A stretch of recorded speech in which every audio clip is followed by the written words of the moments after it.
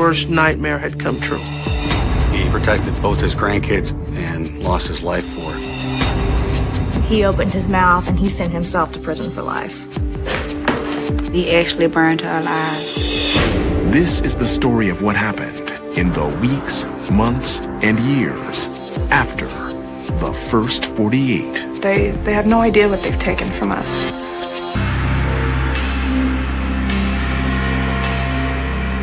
Dallas, Texas. Nearly 2 years have passed since the Lawrence family desperately searched for 20-year-old LaKendra Lawrence, who suddenly went missing. My daddy was about to go crazy. He couldn't take it. For his baby girl to come up missing, it was hard. We were praying and hoping that she came back. It was a long wait.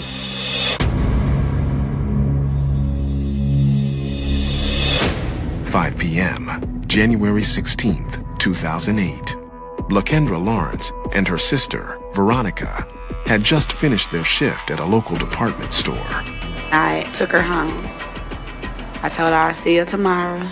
But LaKendra never arrived at work the following day, and no one in her family heard from her. As that day went on, we all tried to contact her. She didn't respond. We text. She didn't respond to anything. I'm just thinking something is not right. Something just not right. So days went by, hours, minutes without hearing from LaKendra. And it was devastating. The family began searching throughout South Dallas for their missing sister. My oldest sister and Takara, they started putting up posters. We were all out looking for her, day and night. After 2 days of frantic searching, the family called the police. That was 911. I was trying to file a missing person report. Who's missing, ma'am? My little sister.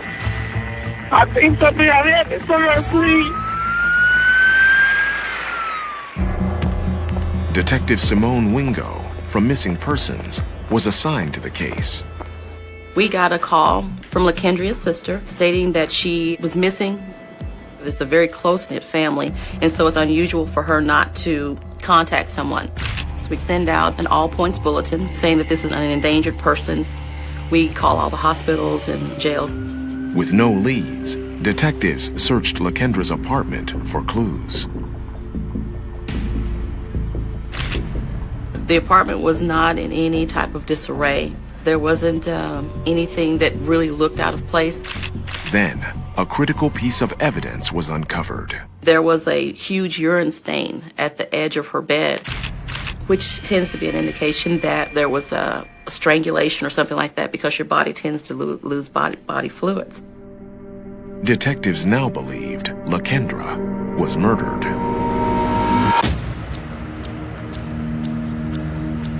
Six days after LaKendra went missing, homicide detective Maria Varker brought LaKendra's former boyfriend, Douglas Edwards, in for questioning.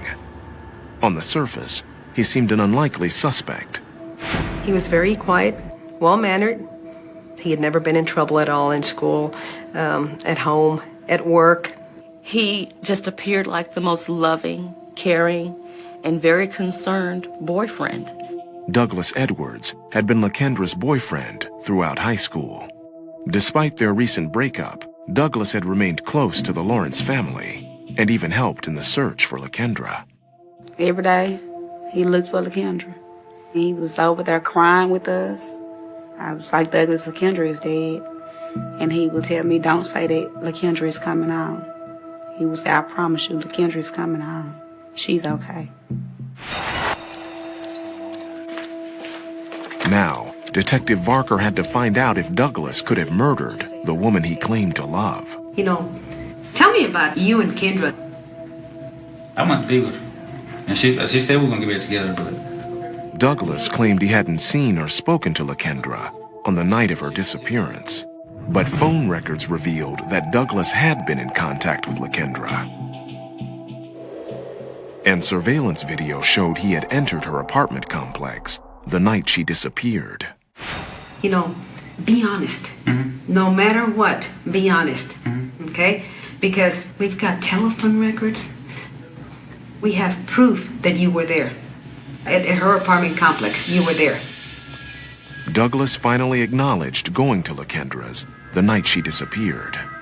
No, I know that she didn't open the door. But she never opened the door. He did admit that he was there, and that's when we knew that he may know what was going on. LaKendra is not with us anymore, and you know that, okay? You know that personally, okay? You know that for a fact. Tell me what happened. I don't have nothing to tell. When Douglas refused to talk, the team shifted strategy. They brought in veteran detective Eddie Ibarra. I don't know if Douglas felt like he was getting over on the ladies, maybe, because that just seems like the type of person he was. Ibarra hoped Edwards would tell him what happened to LaKendra. How you doing, Doug? All right. Get up. Turn around. Get your hand. What time did you go over to Kendra's house? It was 9 something. Ibarra returned to Edwards' account of the last time he saw LaKendra. Okay, you go up there, you go up to the door. What happens? I knocked. She didn't answer, so I called her. So you're not gonna open the door? She said no. I was like, okay. And that was what it is. Are you getting a little bothered because you're feeling some concern for this girl, and she's kind of blowing you off? I wanted him to understand that I could understand where he was coming from, and that he could trust me. Son, I know that what happened wasn't meant to be. Love is a cruel thing if it's a one-way street. And I think what happened, son, was a mistake.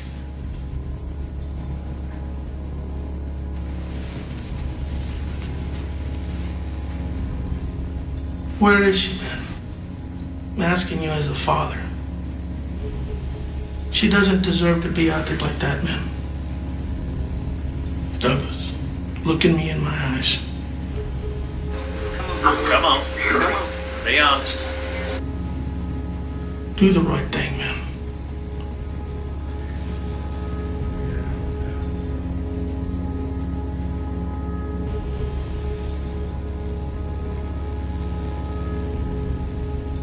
Can you take me to my car? Where is she at? You get me to my car, I got you to it. It's over. All I want is a couple hours of freedom. I can't let you go to your car. You gotta tell me where she's at so I can go find her. I'm losing time. It got to a point that he wanted to be in control. I had to regain the control because we were in control, not him. Now, Ibarra let Edwards know who was in charge. Set up, you're gonna show us how to get there. We just decided, let's go. You're gonna take us. When we did that, he realized, okay, it's a different ballgame now. Douglas agreed to lead detectives to LaKendra. We were just kind of all anticipating getting out there, hoping that, this guy's not leading us on a wild goose chase and that this is really going to end tonight. Detective Varker stayed in the car with Douglas, who directed Ibarra and the team to a field. He said she's somewhere over here. The adrenaline was rolling high, and I wanted to find LaKendra.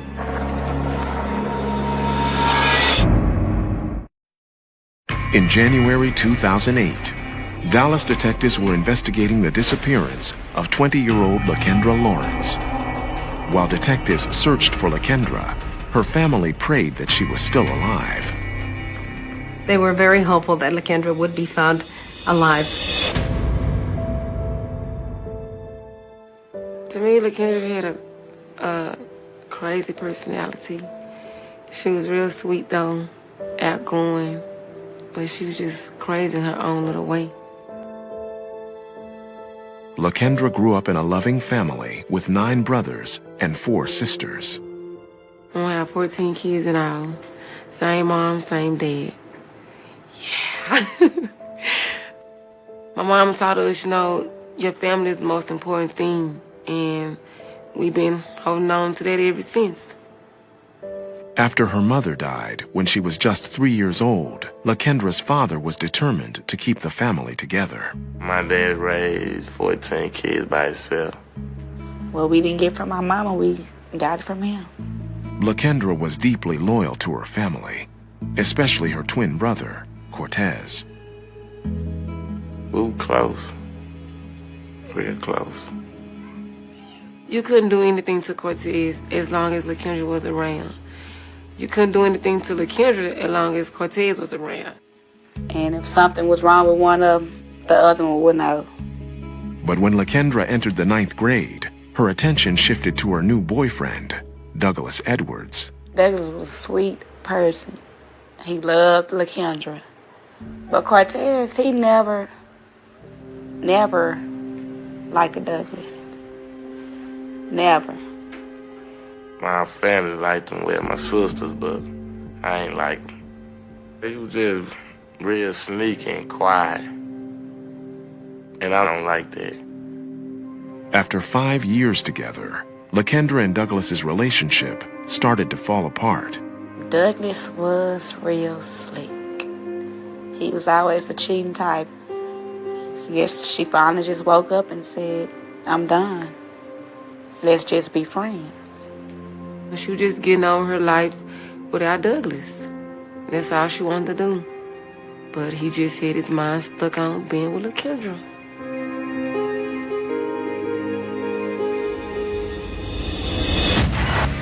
Lakendra Lawrence had been missing for over 6 days. Now, Douglas Edwards directed detectives to a field where he claimed Lakendra could be found. Ask him if she's gonna be right in the High Brush area or Low Cut or what. 45 minutes into the search, Douglas continued to lead detectives in circles.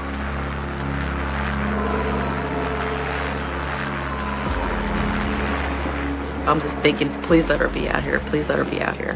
Because the family really needs closure.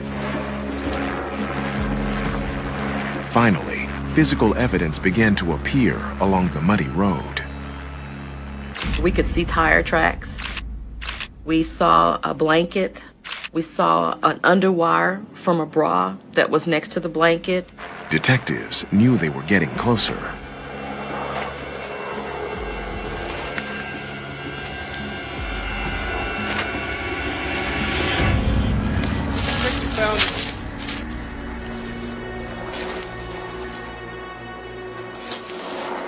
Yeah.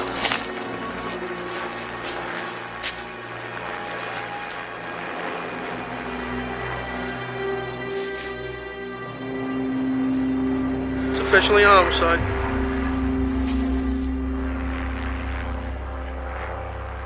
The family's worst nightmare had come true. In order to preserve all physical evidence, detectives did not open the sheet or inspect the body at the crime scene. I thought about this poor girl has been out here by herself.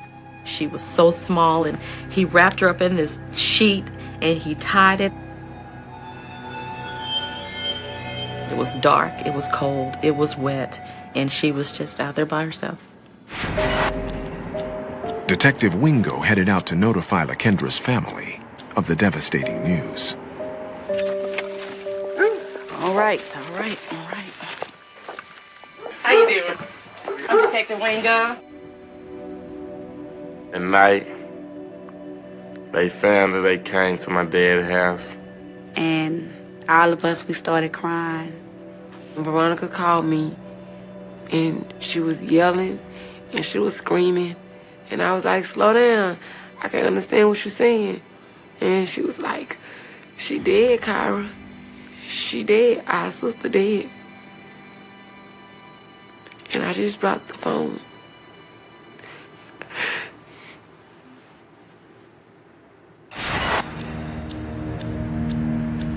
Back at Homicide, Douglas finally told Ibarra the details of that night. I was trying to cuddle with her. And she's like, move, get off me. And she elbowed me or whatever. He and Lakendra had argued about her dating other men. And then she slapped me. And I grabbed her by her neck and I threw her on the bed like that. So, both hands. Both hands? Okay. I hold her for a little while, and I had to let her up. And then? And then I just stopped breathing. So what'd you do then? I panicked. I just put her in her seat. Douglas said he drove around Dallas with Lakendra's body in his car for hours before deciding to leave her at his old fishing spot. On January 24th, 2008, Douglas Edwards was charged with Lakendra Lawrence's murder. This kid who had never done anything in the past committed the ultimate crime, and that was murder. I couldn't believe it was him. I still just can't believe it's Douglas that did this. But the tragic news hadn't ended. The medical examiner during the autopsy learned that she had been burned.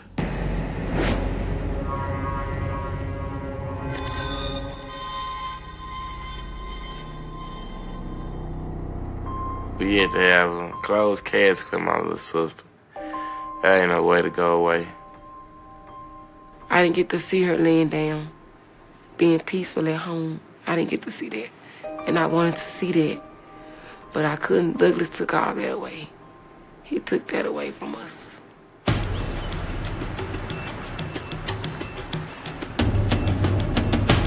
Detectives turned over physical evidence and a confession to the prosecution in what appeared to be an airtight case. Leah Thompson, a family violence prosecutor, was appointed by the state.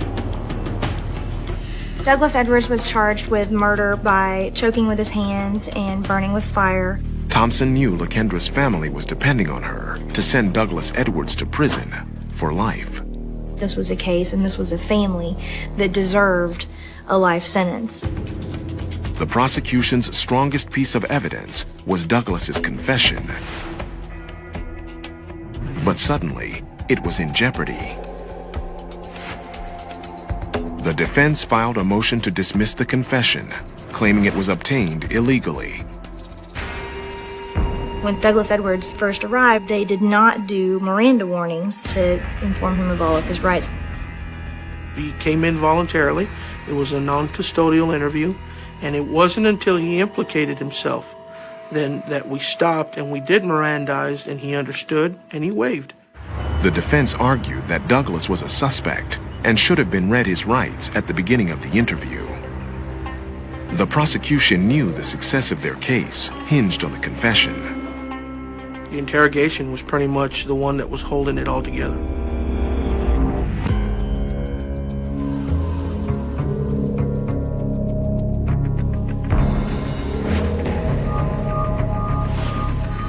The confession would be admissible in court. The defendant knew that there wasn't any way to get around being convicted and decided to go ahead and plead guilty and just try and beg for mercy. Douglas would opt for what's called a slow plea. He would exercise his right to have a jury determine his sentence rather than a judge. You're pleading guilty to the crime, but you're asking for lenience and punishment. This would be Douglas's chance to show remorse to the jury in the hope of receiving a lighter sentence. Lance Ellis was one of the jury members who would determine Douglas's fate. It was obvious that everyone took the role very seriously. He could go to prison for life. On February 10th, 2009, Douglas Edwards stood trial for the murder of Lakendra Lawrence. The atmosphere in the courtroom had a lot of tension. There was very emotional for the family. It was very emotional for everybody out there. Lakendra's family faced Douglas, a man who had been part of their family for the first time since his arrest. Douglas wouldn't look at us. Douglas acted like he didn't care. And I stared at him the whole time as I testified, but he didn't look back my way at all. The prosecution focused on the brutality of the crime committed. My overall approach was to just try and paint the picture of what had happened out there for this jury so that they could understand just how horrible and frightening and scary and disturbed this all was. Thompson gave the jury a vivid account of the crime scene. He took her out of the car in the sheet that he had wrapped her up in, laid her out in front of the headlights, took the gas can out, poured gas on her body, and used a lighter and lit her. He had to have stood there and watched, and then was able to stand there and wait for her body to cool off enough to the touch to wrap it back up in a sheet. And this is someone that he's supposed to love, that he's cared about and known for years, that he's been intimate with. Thompson then presented physical evidence collected by detectives during the first 48 and afterwards. All of this evidence was presented during trial to the jury. This was one of the burnt socks that was found out by where her body was located. You can see this piece is clearly the bra with the underwire that was burned and melted. And they found this gas can. He used that to pour it all over her body and watch her burn. Finally, the prosecution called their star witness to the stand. The medical examiner revealed shocking results from Lakendra's autopsy. The medical examiner testified that she had smoke in her lungs. That meant that she had been breathing whenever she was on fire. He actually burned her alive. In February 2009, Douglas Edwards stood trial for the murder of Lakendra Lawrence. Now, the victim's family faced shocking news about her death. He actually burned her alive. She was balled up into a fetus position because she was alive. And we was like, whoa. And we just all started crying again.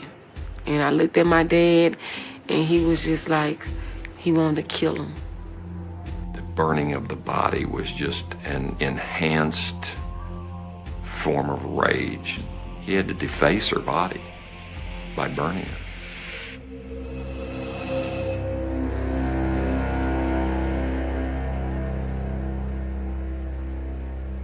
Next, it was the defense's turn to show Douglas Edwards as a young man capable of rehabilitation. Douglas took the stand in his own defense, knowing this was the final opportunity to sway the jury. One of the lawyers asked him, was he going to apologize to the family? He looked at us and shrugged his shoulder and got up and walked out the stand. Douglas didn't really give us a reason to like him. His actions, his attitude, his demeanor wouldn't let you do that. I think he kind of missed the boat. The whole idea of a slow plea is to say that you did it and that you're sorry for it, and he failed to say he was sorry ever. He was still believing that it was Lakendra's fault. Lakendra caused him to do this. It's all about Douglas. It's all about him. In the final cross-examination, Douglas adamantly denied that he had burned Lakendra's body. And he didn't even look up and just kept looking at the floor and said, I didn't burn her.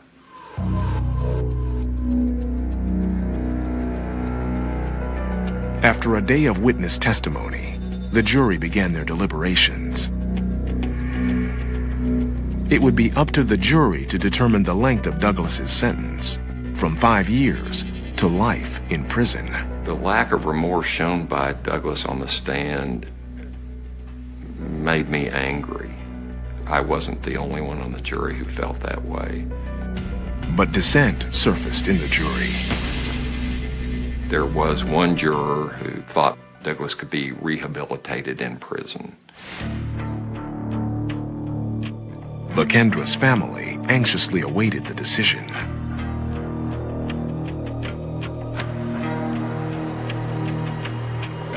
On February 11th, 2009, the jury reached a verdict.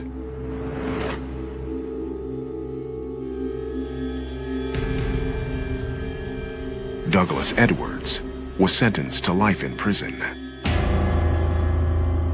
He opened his mouth and he sent himself to prison for life. We all got up and started clapping. Said, "Thank you, Lord." Despite the life sentence, Douglas showed no emotion.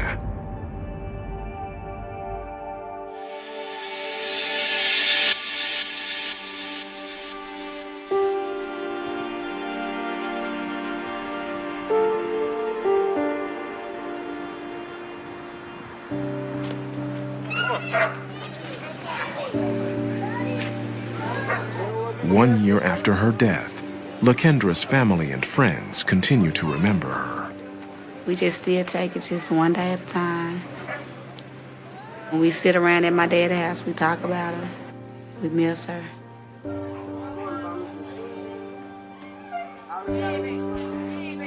That's LaKendra, my little baby. It's all my daddy girls. We sit down and we catch ourselves thinking about her. And somebody will bring it up. Remember when, LaKendra was like this and LaKendra did that, and we all just sit right there and just laugh. LaKendra's death has been most difficult for her twin brother, Cortez. I ain't got no heartbeat. It's gone. He took my heart, bottom line. He took it. My sister, I miss her, and I love her, that's it. I just miss her.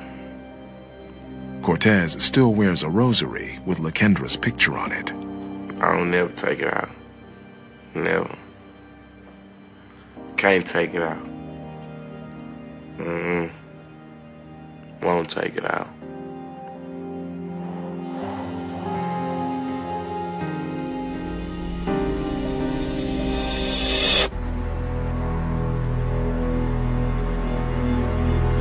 Tucson, Arizona.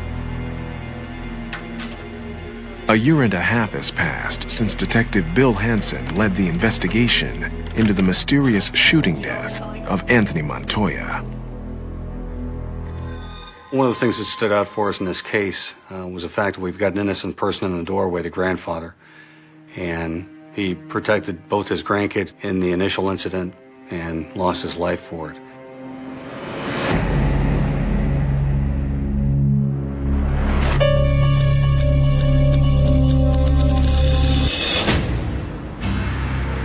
(12:30 p.m., Saturday, April 12th, 2008. My grandpa just got shot. We need an ambulance. Okay, are you injured at all? No, my grandpa is bleeding everywhere. The ambulance rushed the victim to the hospital in critical condition.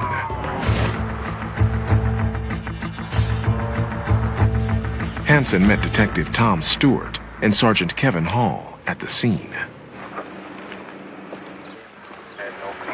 Basically what we have is a shooting occurs at this house. Shots are fired through the door and the victim goes down. Detectives learned that Anthony Montoya had died while saving his grandchildren. Hansen now had to tell Anthony's daughter, Mara, that her father hadn't survived the shooting. I do need to let you know that was a call from the hospital. Your dad suffered a couple of different gunshot wounds.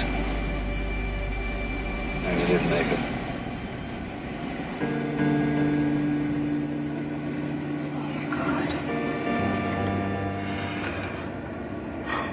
Oh my God. Oh my God. Oh.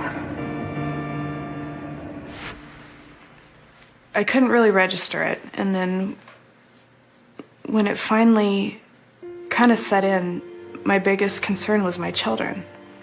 He was our family. He was part of of everything. When the paramedics got there and they took him from me and I lost eye contact with him.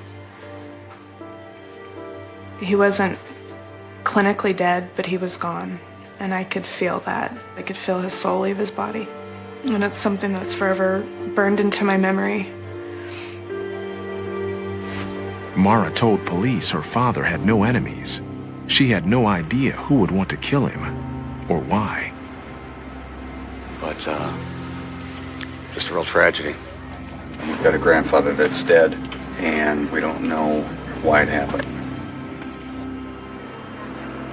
I don't think he was involved in this case in any way. I don't think the people that shot through that door knew who he was.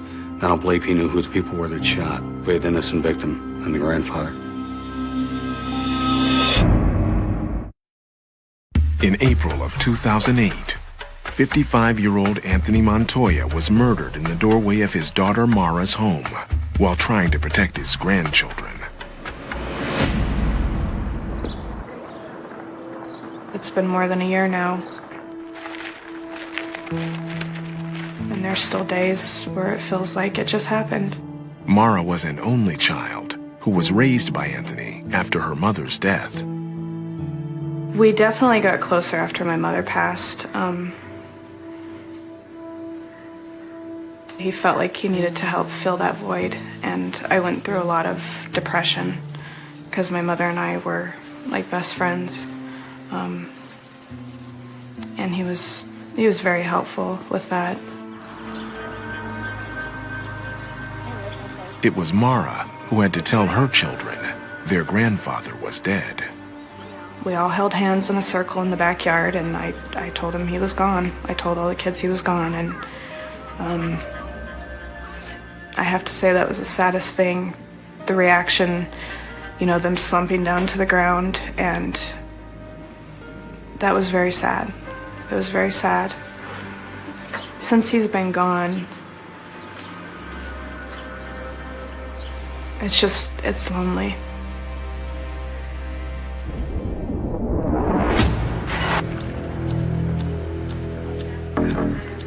Police learned that the victim's granddaughter, Monica Burton, had answered a knock on the door moments before Anthony was shot. At that point, she noticed a second person, a male, walking up behind with a mask on. The girl was pulling the door shut as the grandfather was pushing them out of the way. The bullet started striking through the door and actually hit the grandfather. The grandfather was able to get those kids out of the way. Detectives got their first break when they learned that Mara's boyfriend, Chris Castro, had chased the suspect's black SUV as it fled the scene. The son runs out, jumps in his car as the suspect vehicle is fleeing. There's a chase between the two SUVs throughout this neighborhood. Patrol officers searched for the three suspects who fled on foot after the car crash, and detectives questioned Mara's boyfriend, Chris, about the details of the chase. Can you tell me what you remember about today? I was on the couch, and all I heard like something fell. You know what I mean? Like, bam! But I guess it was the gunshots. And I got up, and I was like, what happened? The first thing I saw was a truck pulling, taking off really fast. He was shooting out from the back when I was behind him, chasing after him. I was chasing after him, he was shooting. I could see bullets, and I was ducking, and I was pulling my car like this. I just had like an adrenaline rush at that time. And I was just so mad that someone could come over to somebody's house and just start shooting for no particular reason, you know? Detectives learned that patrol officers caught 2 of the 3 suspects. We need to go down and talk to these guys, though. Yeah, they're on their way to downtown. I mean, if this turns into a 5 or 6 hour interview, then that's what we need to do. But we need these people to talk to us. We need them to talk.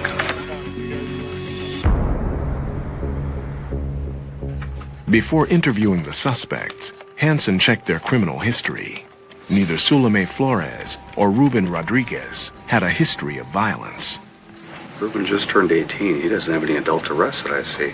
Hansen found a different story when he ran the license plate and registration of the abandoned SUV. Okay, that black SUV comes back to Ramiro Perez Jr.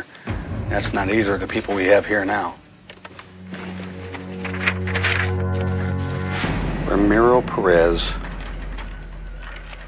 Okay, Ramiro's got quite an extensive history. This is probably our third guy. Now, Hansen and Detective Stewart were ready to interview their suspects. They started with Sulame. What type of vehicle are you guys in? We were in the bus.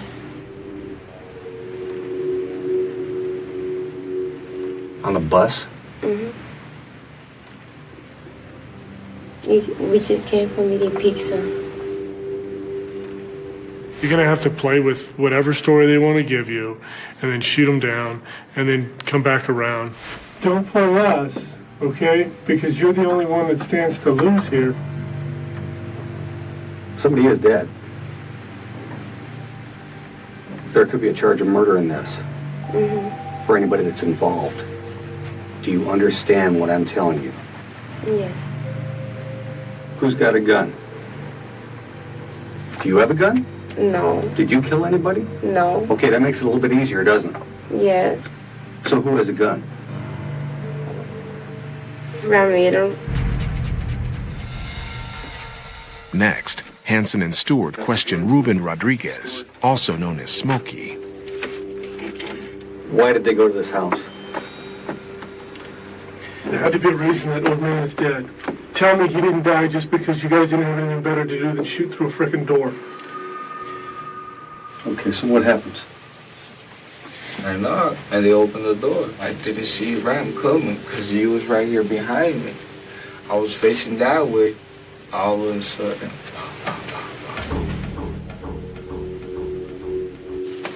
That's cold-blooded, man.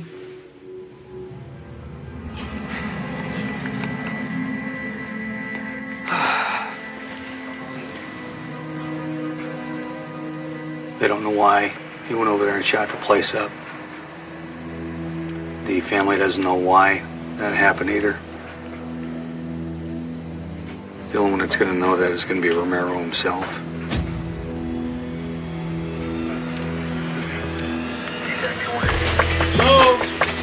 Aquí donde está el bote azul.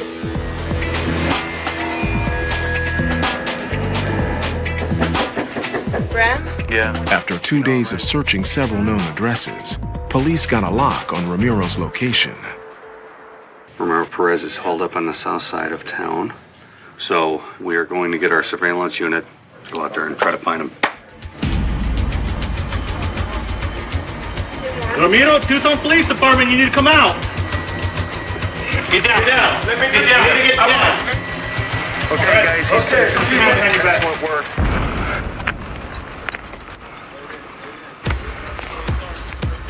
Now, Hansen had alleged shooter Ramiro Perez, a.k.a. Ram, in custody. He hoped to get the details of the murder. You're Ramiro?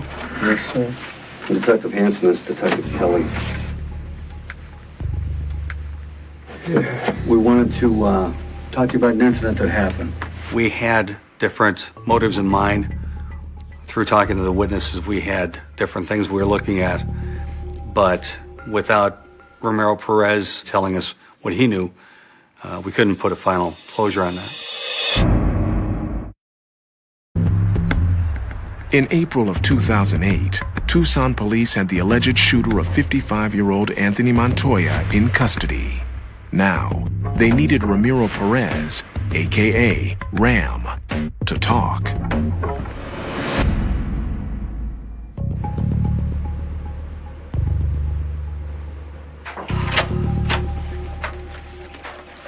You're Ramiro? Yes, sir. Detective Hansen is Detective Kelly. We wanted to talk to you about an incident that happened. That's perfectly fine. My lawyer's name is Richard Jones.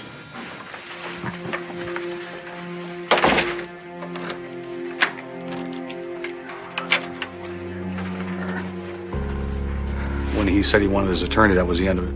I was a little frustrated when we came out of the interview room. The fact that he didn't want to talk to us didn't help that. When the world gazes upon Canada, it typically perceives a pristine tableau of snow-capped mountains, endless emerald forests, turquoise glacial lakes, and an image of polite, peaceful multiculturalism.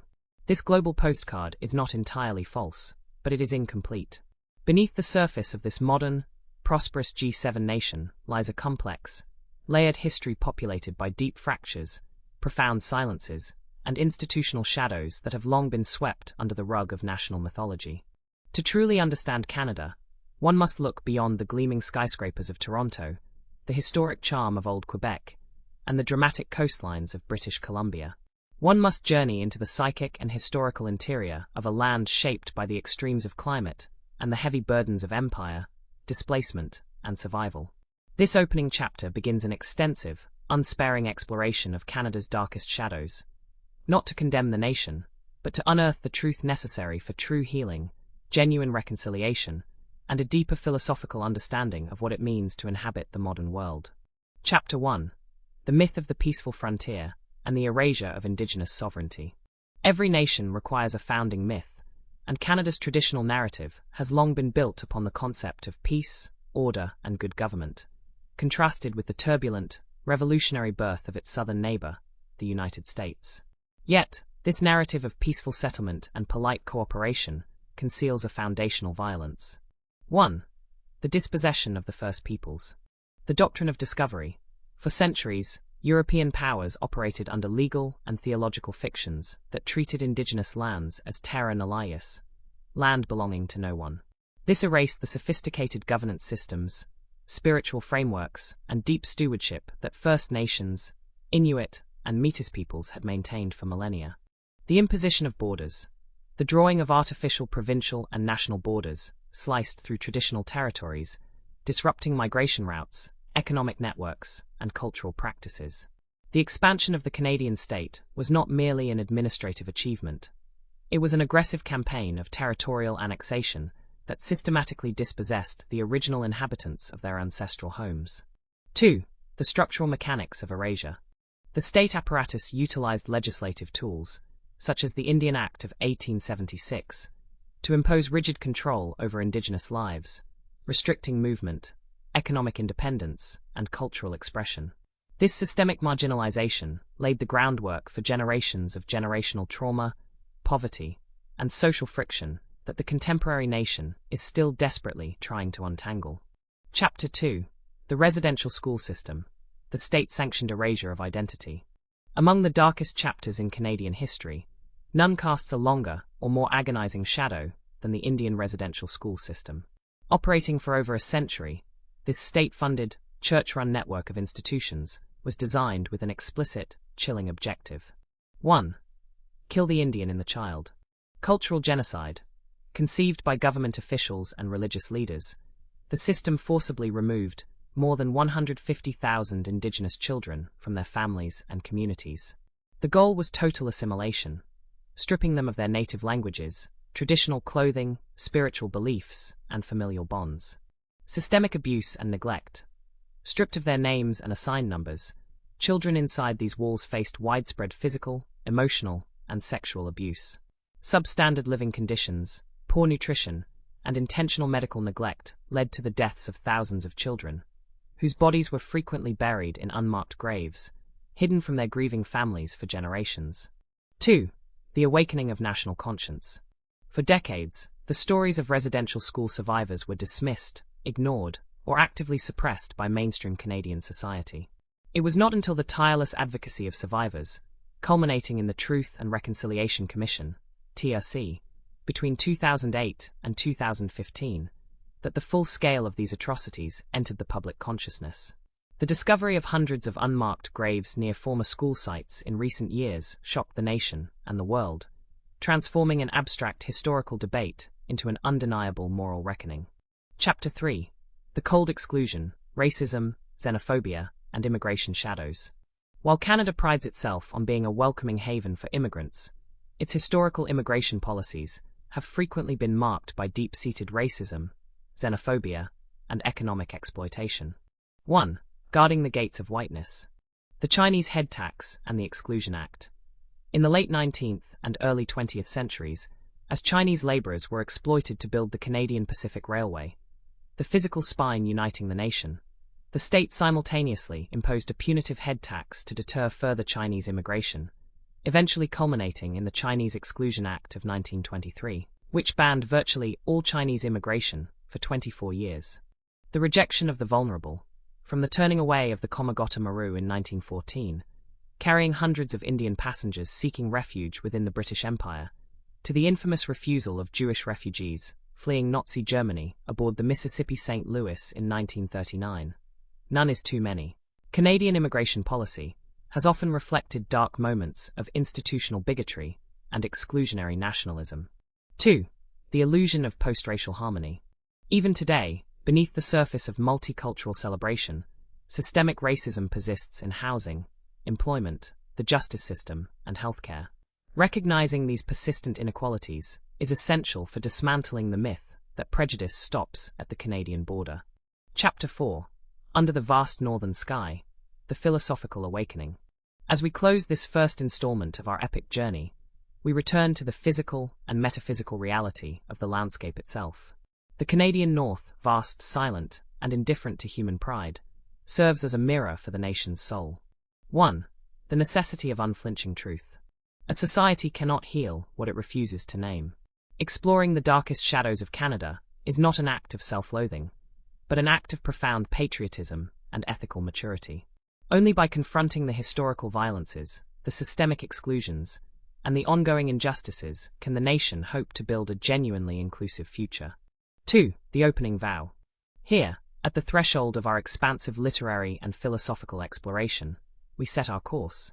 To look into the darkest corners of history without flinching, to honor the resilience, dignity, and truth of those who have suffered, and to walk forward under the immense sky of the North, seeking a dawn built upon justice, remembrance, and unbreakable hope. Conclusion of Part 1. The journey begins. With this first chapter, the heavy curtains of the national myth are drawn back. The road ahead is long, traversing industrial exploitation, technological alienation, cultural mosaics, and the silent majesty of the Arctic. Yet, every step into the shadow brings us closer to the light. The journey has only just begun. In the opening part of our journey, we pulled back the curtains of the traditional national myth to expose the foundational fractures, dispossession, and institutional injustices embedded in Canada's history. We confronted the reality of Indigenous displacement and the haunting legacy of the residential school system. Now, in this second chapter, we turn our gaze toward a different kind of shadow, the relentless march of industrial capitalism, corporate exploitation, and the transformation of a pristine wilderness into a commercial extraction machine. The story of Canada is deeply intertwined with the fur trade, the extraction of timber, the mining booms, and the expansion of railways that cut across the continent like iron scars. While these industries built the modern economic infrastructure of a prosperous nation, they did so at a devastating ecological cost and through the profound exploitation of vulnerable labor forces. To understand the Canadian soul, one must examine how the relentless pursuit of profit reshaped both the geography of the North and the moral fabric of society.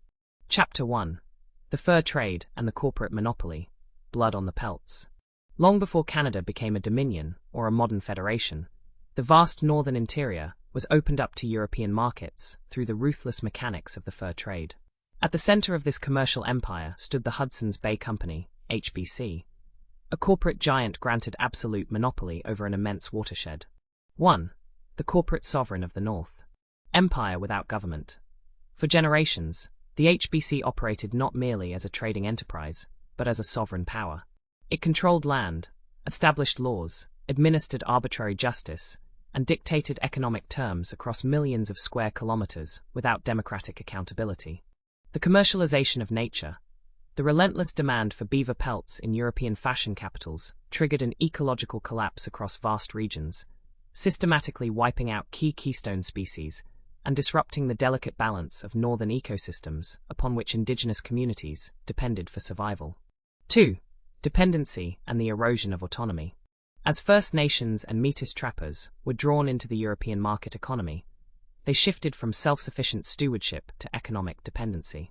Trading posts introduced alcohol, manufactured goods, and new diseases, fundamentally altering traditional social structures and initiating cycles of poverty and marginalization that would persist for centuries. Chapter 2. The Iron Spikes of Progress. The Human Cost of the Canadian Pacific Railway. The physical creation of Canada, as a transcontinental nation-state, was bound to a monumental engineering challenge. The construction of the Canadian Pacific Railway, CPR, promoted as a unifying national dream that would bind the Atlantic to the Pacific. The railway was built upon sweat, blood, and systemic discrimination. 1. The expendable labor force. The Chinese railroad workers. In the late 19th century, thousands of impoverished laborers were recruited from southern China to take on the most perilous construction tasks through the treacherous granite cliffs and mountain passes of British Columbia. Facing extreme weather, rockslides, premature explosions, and rampant disease, thousands died. Systemic inequality and injustice. These workers were paid a fraction of the wages given to white laborers, denied basic safety equipment, and forced to shoulder the most dangerous jobs.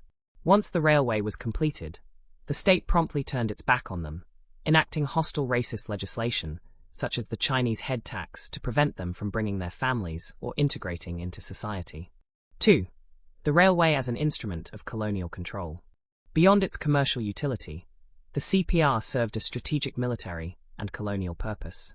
It allowed federal troops and settlers to flood into the West with unprecedented speed, decisively crushing indigenous resistance and cementing state control over the prairies during the Northwest Resistance of 1885. Chapter 3. The Industrialization of the Taiga, Timber, Mining, and Ecological Hubris. As the 20th century progressed, Canada transitioned from a mercantile and agrarian economy into an industrial powerhouse, driven by the massive extraction of natural resources from the Shield and the northern forests. 1. The clear-cut and the corporate shield. The devastation of ancient forests. Massive pulp and paper mills rose across Ontario, Quebec, and British Columbia, turning ancient, irreplaceable old-growth forests into disposable paper products for global markets.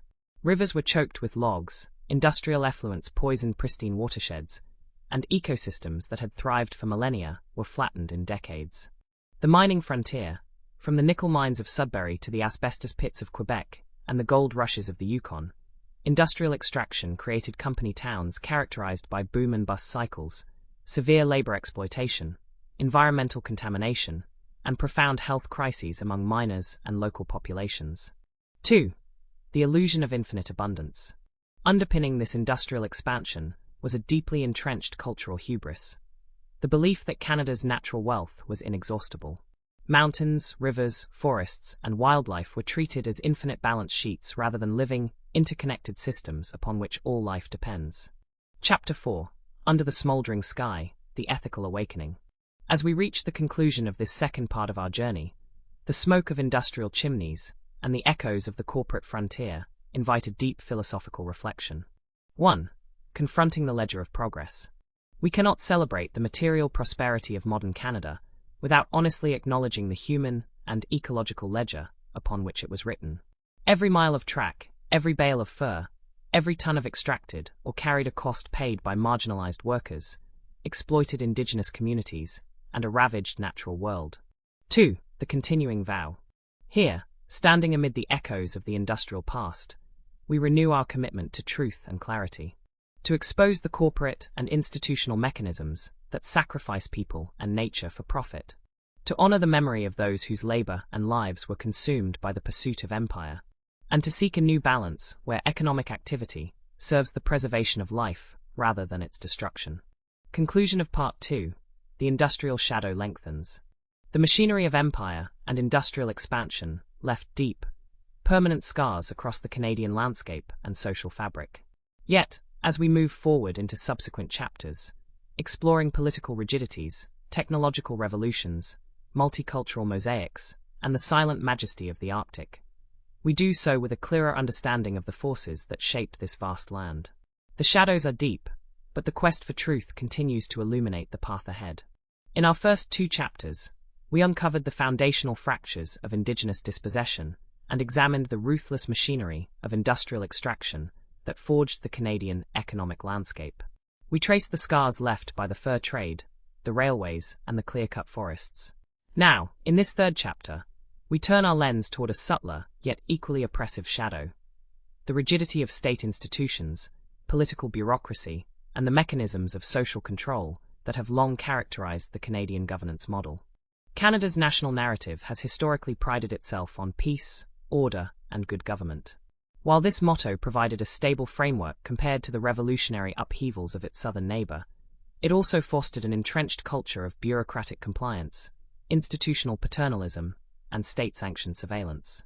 Behind the polite facade of parliamentary democracy lie historical instances where civil liberties were abruptly suspended, minority voices were stifled by administrative decree, and the individual was crushed beneath the heavy wheels of state machinery. Chapter 1. The Iron Fist of State Authority, the War Measures Act, and Civil Liberties. The true test of a democracy is how it treats its citizens and protects civil liberties during times of crisis. Throughout its history, Canada has repeatedly succumbed to panic, using sweeping emergency powers to suspend fundamental rights and criminalize dissent. 1. The dark history of internment operations. Wartime paranoia and xenophobia. During both World Wars, the Canadian government enacted emergency legislation to round up, dispossess, and intern thousands of innocent civilians deemed enemy aliens. Ukrainian Canadians, Italian Canadians, and Japanese Canadians were ripped from their homes, stripped of their property, and sent to remote labor camps in the interior of British Columbia and Ontario. The Japanese-Canadian injustice. Following the outbreak of World War II in the Pacific, over 22,000 Japanese Canadians, the vast majority of whom were born in Canada or were naturalized citizens, were subjected to forced expulsion from the coast, mandatory internment, and the forced liquidation of all their homes, businesses, and personal belongings to pay for their own imprisonment. It took decades of relentless activism before the federal government formally apologized and offered redress in 1988. 2. The October Crisis of 1970. In peacetime, the invocation of the War Measures Act during the October Crisis of 1970, following the kidnapping of a British diplomat and a provincial cabinet minister by the Front de Libération du Québec, FLQ, suspended civil liberties across Quebec. Hundreds of citizens, including poets, trade unionists, students, and political activists unconnected to terrorism, were arrested and detained without charge, revealing the state's readiness to suppress political dissent through authoritarian force. Chapter 2. The Paternalistic State, the Indian Act, and Bureaucratic Control. While emergency acts targeted specific ethnic groups during times of crisis, the daily apparatus of the Canadian state maintained permanent, suffocating control over Indigenous populations through specialized bureaucratic instruments. 1. The Department of Indian Affairs as totalitarian administrator. The cradle-to-grave surveillance. For generations, the Department of Indian Affairs functioned as an all-powerful corporate bureaucracy that dictated every aspect of Indigenous life. From regulating movement off reserves via pass systems to controlling inheritance laws, marriage, and economic enterprise, the state acted as a paternalistic guardian, denying basic autonomy. The denial of enfranchisement and basic rights. For decades, Indigenous individuals who sought to obtain a university education, vote in federal elections, or practice their traditional spiritual ceremonies were legally required to surrender their Indian status, forcing a cruel choice between cultural annihilation and civic participation. 2. The legacy of institutionalized inequality. This bureaucratic architecture created a permanent state of legal dependency, impoverishing reserve communities and systematically eroding traditional forms of self-governance. The modern struggle for self-determination is, at its core, a rebellion against this suffocating colonial bureaucracy. Chapter 3. The Policing of Dissent, Labor, Protest, and State Surveillance. Canada's veneer of peaceful order has frequently been maintained through the aggressive policing of social movements, labor strikes, and political radicalism. 1. Crushing the working class. The Winnipeg General Strike of 1919, when tens of thousands of workers paralyzed the city of Winnipeg to demand fair wages, collective bargaining, and better working conditions, the federal government and corporate elites panicked. Labeling the strike a foreign-inspired Bolshevik revolution, authorities deployed the Royal Northwest Mounted Police, who charged into crowds of peaceful protesters on horseback, resulting in injuries and deaths on a day forever known as Bloody Saturday. State surveillance networks. Throughout the 20th century, the state maintained extensive, secret surveillance operations through the RCMP Security Service, spying on labor organizers, peace activists, Indigenous rights advocates, and left-wing intellectuals, labeling dissent as a threat to national security. 2. The criminalization of environmental and land defenders.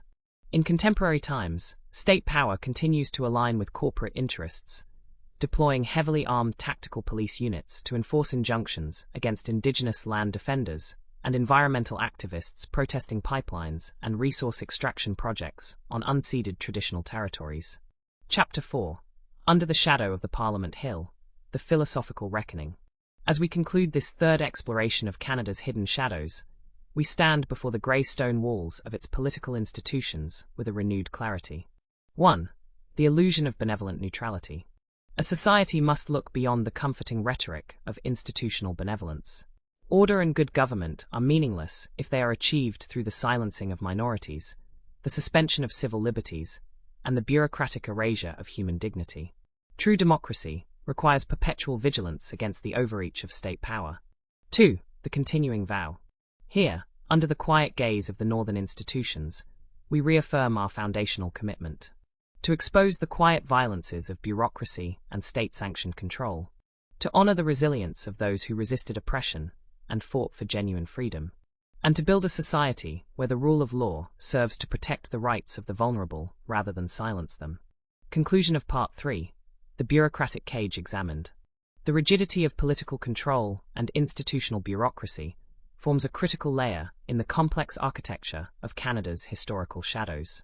As we transition into subsequent chapters, exploring digital alienation, multicultural mosaics, Arctic silences, and spiritual catharsis, we carry forward an unshakable dedication to truth, justice, and human freedom. The Darkest Shadows of Canada, Part 4. The Digital Panopticon, Algorithmic Alienation, and the Corporate Technosphere. Introduction. The Invisible Grid, where the wilderness meets the Silicon Frontier. As we journey deeper into the complex anatomy of Canada's hidden realities, we leave behind the physical scars of the railway lines, the smoke of industrial mill towns, and the grey stone corridors of parliamentary bureaucracy. In this fourth chapter, we cross the threshold into the 21st century, an era defined not by steel and steam, but by code, data streams, algorithmic surveillance, and the digital technosphere. Canada has long prided itself on being a progressive, highly connected nation, embracing the digital revolution. Yet, beneath the sleek marketing of innovation hubs in Toronto, Vancouver, and Waterloo lies a darker, more insidious shadow: the emergence of a digital panopticon. As artificial intelligence, mass data harvesting, and automated governance infiltrate every facet of modern life, the individual citizen is increasingly reduced to a quantifiable data point. This chapter explores how the old colonial mechanisms of control have been digitized, turning the vast northern landscape into a connected grid of corporate surveillance and digital alienation. Chapter 1. The Corporate Panopticon, Data Colonialism, and the New Frontier. Long after the physical fur posts and railway empires faded into history, a new form of corporate colonization took root across the Canadian digital landscape, one driven by data extraction rather than timber or pelts. 1. The harvesting of the digital commons. Surveillance capitalism in the north. Tech giants and telecommunications monopolies operate with minimal regulatory friction across Canada's vast expanses, vacuuming up personal data, communication logs, location histories, and consumer habits. This invisible extraction transforms everyday human experience into private behavioral capital traded on global markets. The erosion of privacy. Under the banner of national security and seamless digital convenience, privacy protections have been systematically hollowed out. Citizens trade their fundamental right to solitude for the fleeting comforts of hyper-connected convenience, unaware that their digital footprints are being catalogued by algorithms designed to predict, manipulate, and monetize their behaviors. 2. Algorithmic redlining and digital inequality. While urban centers enjoy blazing fast fiber-optic networks, vast stretches of rural Canada, particularly northern and remote Indigenous communities, suffer from digital disenfranchisement. This technological divide exacerbates existing socio-economic disparities, locking marginalized populations out of education, remote healthcare, and economic opportunity in an increasingly digital-first society. Chapter 2. The Automated State, Algorithmic Bias and Bureaucracy by Code. As government agencies increasingly automate administrative decisions through artificial intelligence and automated screening tools, the cold hand of bureaucracy has been replaced by the invisible prejudice of code. 1. The myth of mathematical neutrality. Embedded biases in predictive policing. Law enforcement agencies across Canadian provinces have experimented with predictive policing algorithms and automated risk assessment tools. Far from being objective, these algorithms inherit historical, racial, and socioeconomic biases, disproportionately targeting Indigenous and racialized communities for increased surveillance and police intervention. The automated welfare trap. Social assistance systems, immigration screening processes, and border security checkpoints increasingly rely on opaque algorithms to flag fraud or assess risk. When automated systems fail, vulnerable individuals find themselves trapped in Kafkaesque bureaucratic loops with no human arbiter to appeal to, stripped of recourse against digital injustice. 2. The erosion of accountability. When an algorithm denies a visa, flags a citizen as a security risk, or recommends harsher sentencing based on biased historical data, responsibility evaporates behind trade secrets and proprietary software code. The democratic accountability of the public service is replaced by corporate black boxes. Chapter 3. Digital alienation. The disconnection in the age of hyperconnection. Paradoxically, in a society more digitally connected than any in human history, citizens experience unprecedented levels of alienation, social fragmentation, and psychological distress. 1. The cacophony of the algorithmic feed. Polarization by design. Social media platforms optimized for engagement exploit human psychology through outrage algorithms. In Canada, this has amplified regional divides, political extremism, and cultural polarization, tearing at the delicate fabric of a multicultural society built on compromise and dialogue. The loss of shared reality. As citizens retreat into personalized echo chambers curated by invisible algorithms, the possibility of a common civic discourse disintegrates. Facts become subjective, and empathy for the other is systematically eroded by algorithmic hostility. 2. The flight from the physical world. The obsession with digital validation and virtual spaces draws human consciousness away from the physical reality of the land. In a country defined by its breathtaking natural wilderness, the modern citizen increasingly stares into a glowing handheld screen, alienated from the very soil and seasons that sustain life. Chapter 4. Under the glow of the screen, the ethical reckoning. As we conclude this fourth exploration, we stand beneath the artificial illumination of the digital age, forced to re-evaluate what it means to be free in a wired world. 1. Reclaiming human agency. A truly democratic society cannot outsource its conscience to algorithms or surrender its privacy to corporate data cartels.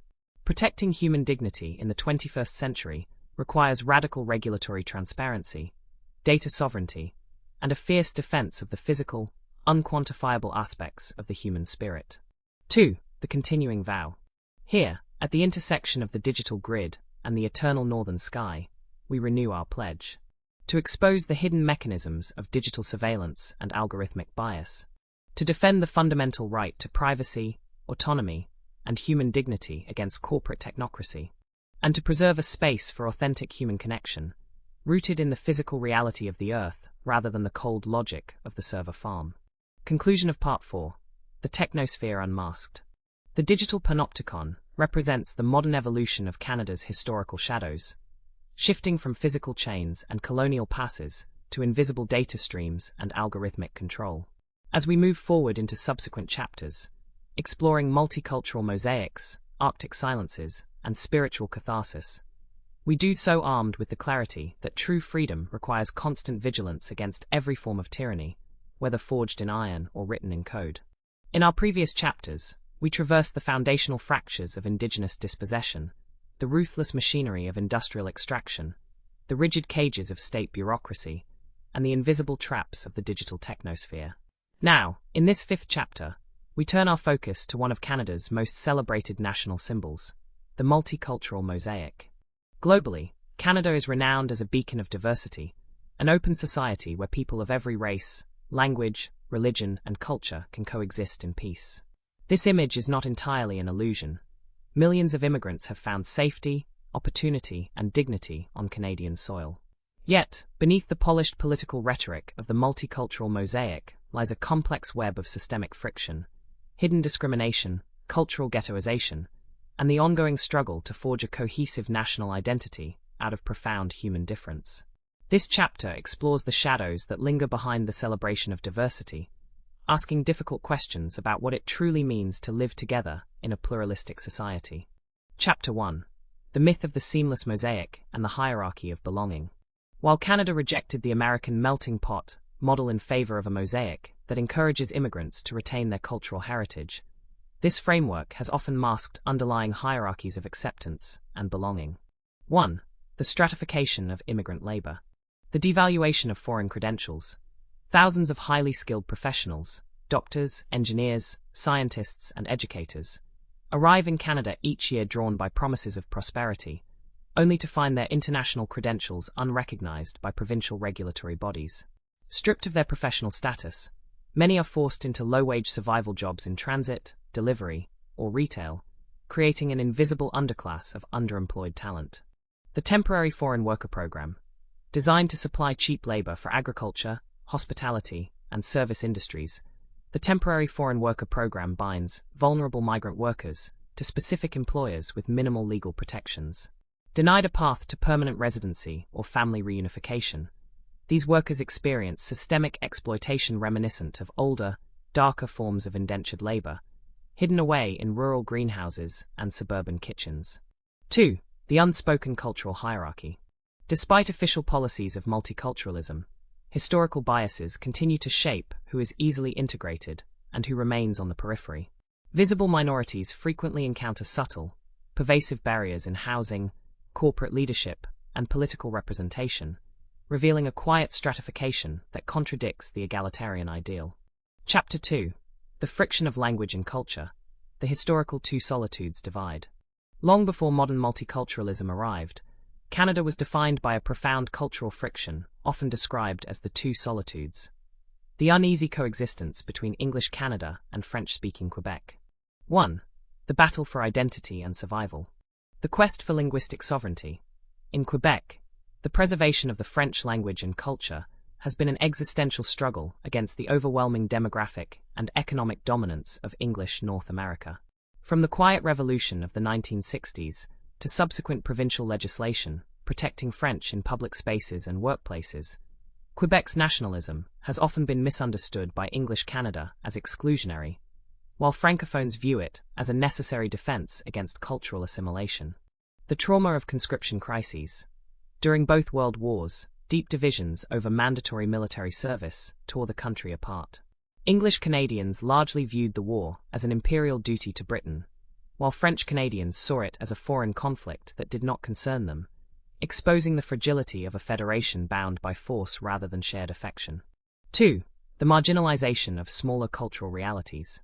Caught between the towering edifices of English and French official bilingualism, smaller communities, particularly Indigenous nations striving to protect dozens of endangered native languages, have often found themselves pushed to the margins, forced to fight for linguistic survival within a state that historically sought to erase their native tongues. Chapter 3. The Urban Ghettoization and the Illusion of Inclusion. As waves of immigration concentrate in major metropolitan centers like Toronto, Vancouver, and Montreal, the spatial organization of cities often reflects deep socioeconomic and racial divisions. 1. The suburbanization of poverty. The flight from the inner city. As housing costs skyrocket in urban cores driven by global real estate speculation, immigrant families and working-class communities are pushed into under-resourced suburban enclaves characterized by deteriorating infrastructure, inadequate public transit, and limited economic mobility. The segregation of opportunity. These spatial divides create isolated neighborhoods where systemic disadvantages compound over generations, belying the narrative of seamless urban integration and equal opportunity. 2. The weaponization of identity politics. In political and public discourse, cultural and religious differences are frequently weaponized by populist factions, stoking anxieties around immigration, security, and national identity. The challenge of maintaining an open society is constantly tested by political forces seeking to exploit cultural friction for electoral gain. Chapter 4. Under the Mosaic Light, the Philosophical Reckoning. As we conclude this fifth exploration, we stand before the vibrant, complex tapestry of Canadian society with a clear-eyed view of its frayed edges. 1. Moving beyond performative diversity. True multiculturalism cannot be reduced to festival food, folk dances, and political photo ops. It requires a radical commitment to structural equity, the dismantling of systemic discrimination, the recognition of foreign credentials, and the genuine sharing of political and economic power among all communities. 2. The continuing vow.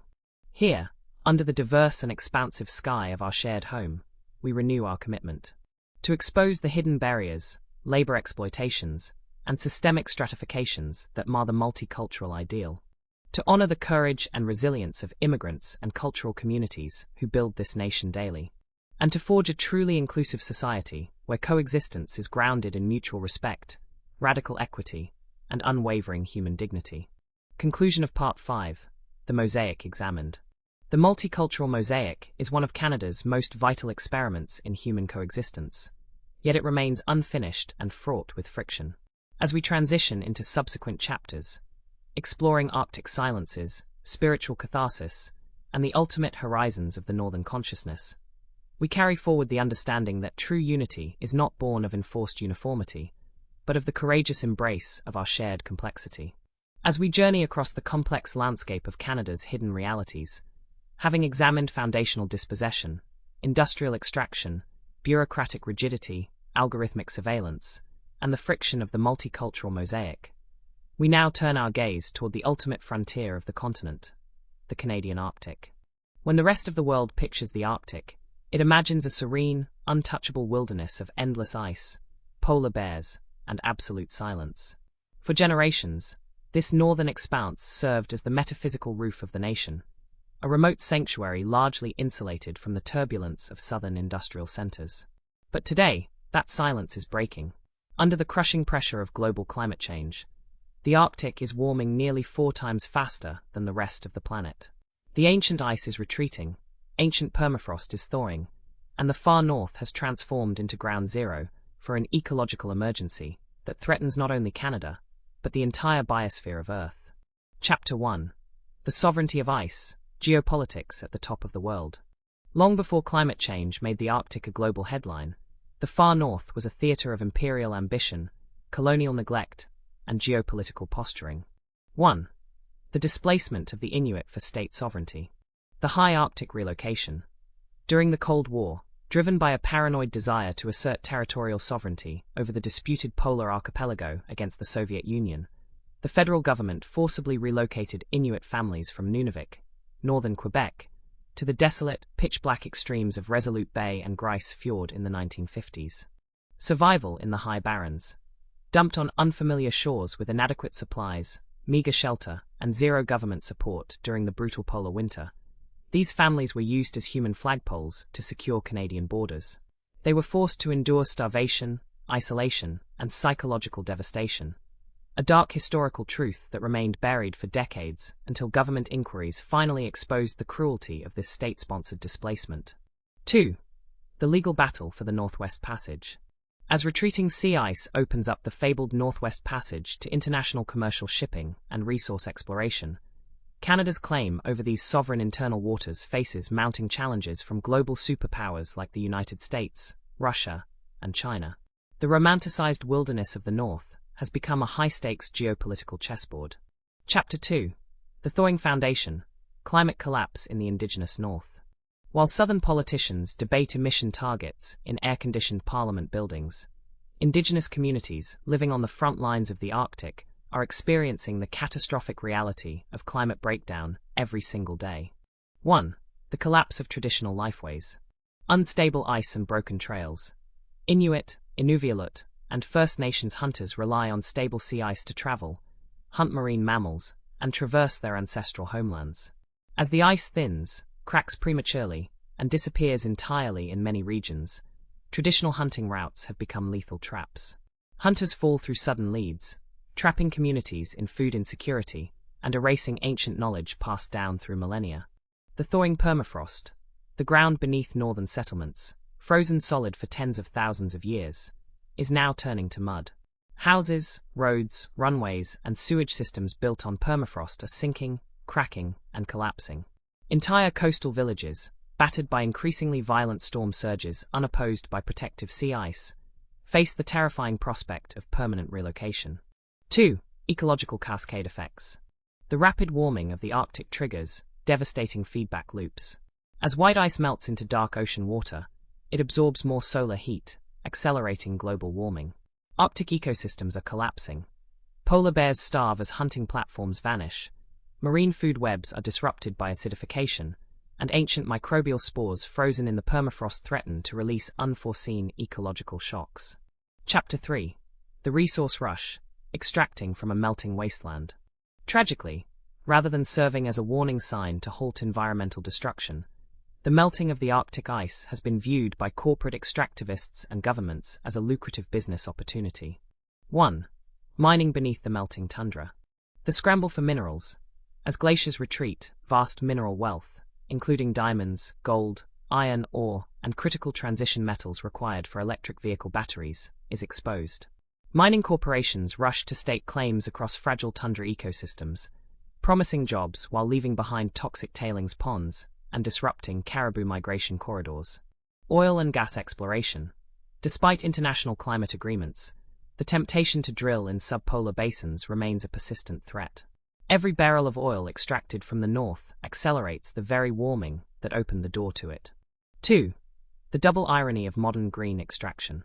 The global rush to extract critical minerals from the Arctic to fuel the green energy transition in the south often occurs at the direct expense of northern ecosystems and indigenous land rights. This perpetuates a centuries-old colonial pattern, sacrificing the indigenous north to sustain the energy consumption of the urban south. Chapter 4. Under the Midnight Sun, The Philosophical Awakening. As we conclude this sixth exploration of Canada's hidden realities, we stand beneath the blinding glare of the midnight sun, forced to listen to the profound, haunting silence of the retreating ice. 1. The Mirror of the North. The Arctic is the Earth's ultimate diagnostic mirror. What happens in the north does not stay in the north. It dictates the fate of global sea levels, weather patterns, and the habitability of the planet. Ignoring the crisis of the Arctic is an act of collective suicide disguised as economic pragmatism. 2. The Continuing Vow.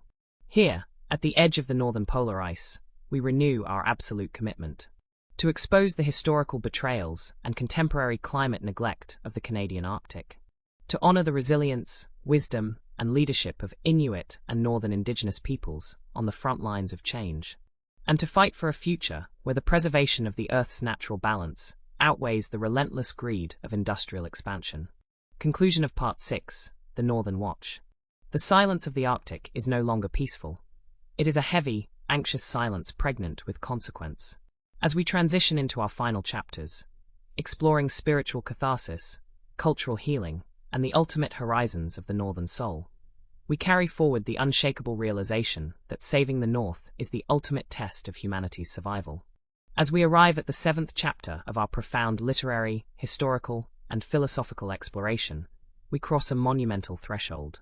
Having journeyed through the foundational fractures of indigenous dispossession, the brutal machinery of industrial capitalism, the rigid cages of state bureaucracy, the invisible traps of the digital technosphere, the friction of the multicultural mosaic, and the melting frontline of the Arctic wilderness, we now turn our focus toward the ultimate horizon: spiritual catharsis and human healing.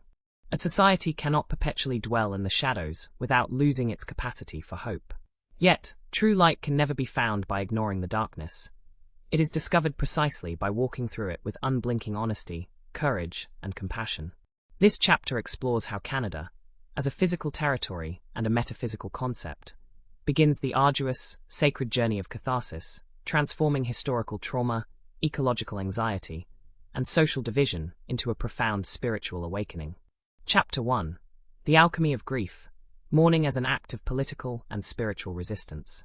For decades, national grief over historical injustices was suppressed, dismissed, or managed through institutional indifference. True catharsis begins only when a society allows itself to collectively mourn. 1. The Power of Public Witnessing. Unearthing the truth. The emotional shockwaves generated by the identification of unmarked graves at former residential school sites forced the Canadian consciousness to confront its deepest moral failure. Funerals, memorials, and national days of mourning transformed private Indigenous grief into a shared public responsibility. The refusal of forgetting. Mourning is not a passive act of sadness. It is a fierce refusal to let historical atrocities fade into the background of convenience. By standing witness to the pain of survivors and their descendants, the nation creates the emotional bedrock required for authentic moral repair. 2. The reclaiming of ancestral voice. As communities reclaim their languages, sacred ceremonies, and traditional governance models suppressed by the state for generations, this cultural resurgence acts as a powerful spiritual antidote to historical erasure. Grief is transmuted into creative resistance and cultural vitality. Chapter 2. The ecological conversion, returning to the land as a sacred teacher. Just as human relationships require emotional healing, our relationship with the natural world requires a profound philosophical conversion away from extractivism toward reciprocity. 1. Listening to the more than human world. The indigenous relational worldview. Traditional indigenous philosophies have long taught that humans are not masters of the earth, but kin to the trees, rivers, animals, and stones. Embracing this worldview in the face of ecological collapse is essential for planetary survival. The awakening of eco-consciousness. Across Canada, grassroots movements, youth climate activists, and local communities are challenging corporate greed, demanding legal rights for nature, and restoring damaged watersheds. This ecological awakening recognizes that protecting the earth is synonymous with protecting the human soul. 2. Finding sanctuary in the wilderness. In an era of hyper-technological alienation, retreating into the timeless silence of the boreal forest or the majestic expanse of the Rocky Mountains offers a vital therapeutic balm. The natural landscape acts as a silent mirror, reflecting our inner turmoil and guiding us back toward tranquility and perspective. Chapter 3. The architecture of empathy, rebuilding the social fabric. A pluralistic society cannot survive on laws and economic agreements alone. It requires a shared architecture of radical empathy and deep listening. 1. Beyond tolerance to radical hospitality. From assimilation to intercultural dialogue, true coexistence goes beyond mere tolerance of the other. It requires an active curiosity, a willingness to dismantle personal and systemic prejudices, and an eagerness to learn from the diverse cultural tapestries woven by immigrants, refugees, and indigenous peoples alike. The healing of the two solitudes. Bridging historical, linguistic, and cultural divides requires patience, grace, and an understanding that national unity is not achieved through forced uniformity, but through the celebration of complex, multifaceted identities. 2. The courage of apology and forgiveness. True reconciliation requires the powerful pairing of sincere institutional accountability with the profound grace of forgiveness. While justice must precede reconciliation, the human heart possesses an extraordinary capacity to heal when truth is fully spoken and acknowledged. Chapter 4. Under the Northern Lights, the eternal promise of renewal.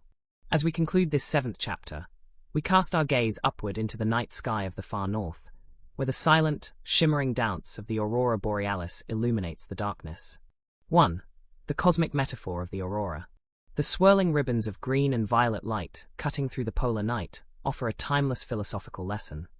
Even in the deepest, coldest darkness, radiance is born. The historical shadows, industrial scars, and societal fractures we have explored throughout this journey are not the end of the story. They are the raw material from which a wiser, more compassionate nation is forged. 2. The continuing vow. Here, under the vast and luminous canopy of the northern sky, we set our final, enduring commitment. To honor the sacred earth in all its fragile beauty. To defend the dignity and rights of every human being without exception. To carry the memory of past struggles as a moral compass for the future. And to walk together toward an unyielding dawn built upon truth, justice, and universal love. Conclusion of Part 7. The Dawn of the Northern Soul. With the completion of this 7th exploration, the heavy darkness of the national narrative gives way to the transformative light of catharsis and renewal. The journey through Canada's hidden shadows reveals that the soul of a nation is never static. It is a continuous, courageous choice to face the truth, protect the vulnerable, and honor the sacred spark of life that connects us all under the northern sky. We have traveled across an immense literary and philosophical landscape through 7 rigorous chapters. We have uncovered foundational dispossessions and the haunting echoes of the residential school system.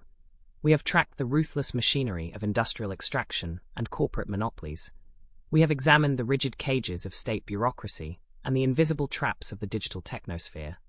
we have navigated the friction of the multicultural mosaic, the melting frontline of the Arctic wilderness, and the profound, healing waters of spiritual catharsis.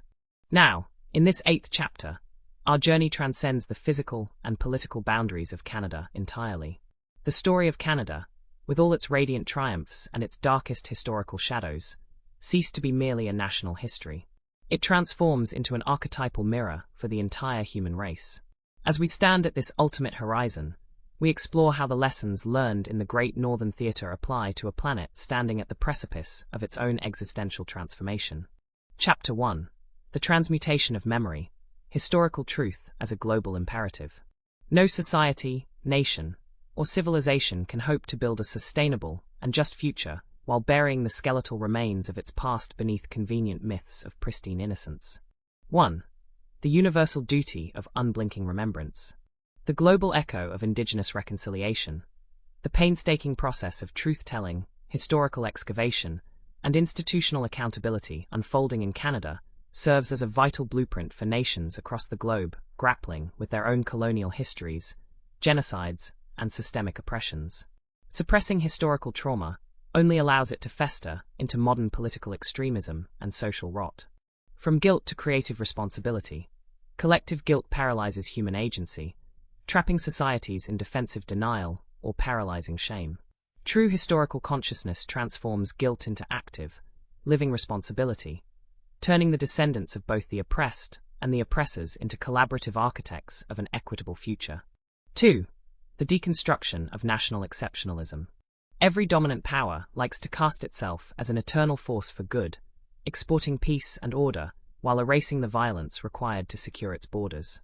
Unmasking these historical shadows strips away the comforting illusions of exceptionalism, forcing citizens everywhere to demand moral integrity from their institutions rather than blind patriotic compliance. Chapter 2. The Planetary Biosphere, Healing the Rift Between Humanity and Earth. The ecological crises unfolding in the Canadian boreal forests and the rapidly melting Arctic are not isolated regional events. They are localized symptoms of a planetary pathology born of industrial hubris. 1. Abandoning the illusion of mastery over nature. The bankruptcy of extractivism. The modern economic paradigm treats the Earth as an infinite storehouse of raw materials and a bottomless waste dump. This worldview is an evolutionary dead end.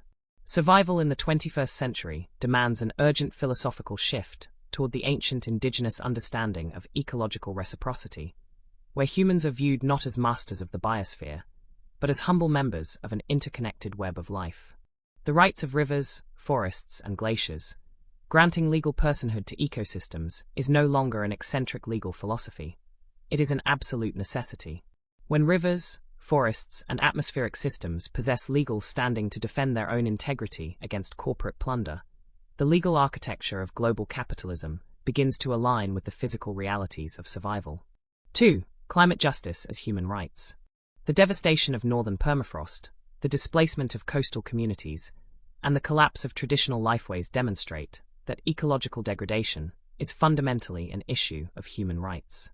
Protecting the Earth is inseparable from defending the dignity of the most vulnerable populations who bear the brunt of environmental catastrophe. Chapter 3.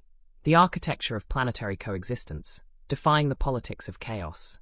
In an era marked by the resurgence of xenophobic nationalisms, digital polarization, and tribal hatreds, the fragile experiment of human coexistence faces its greatest stress test. 1. Resisting the siren song of exclusion. The danger of the monolithic identity.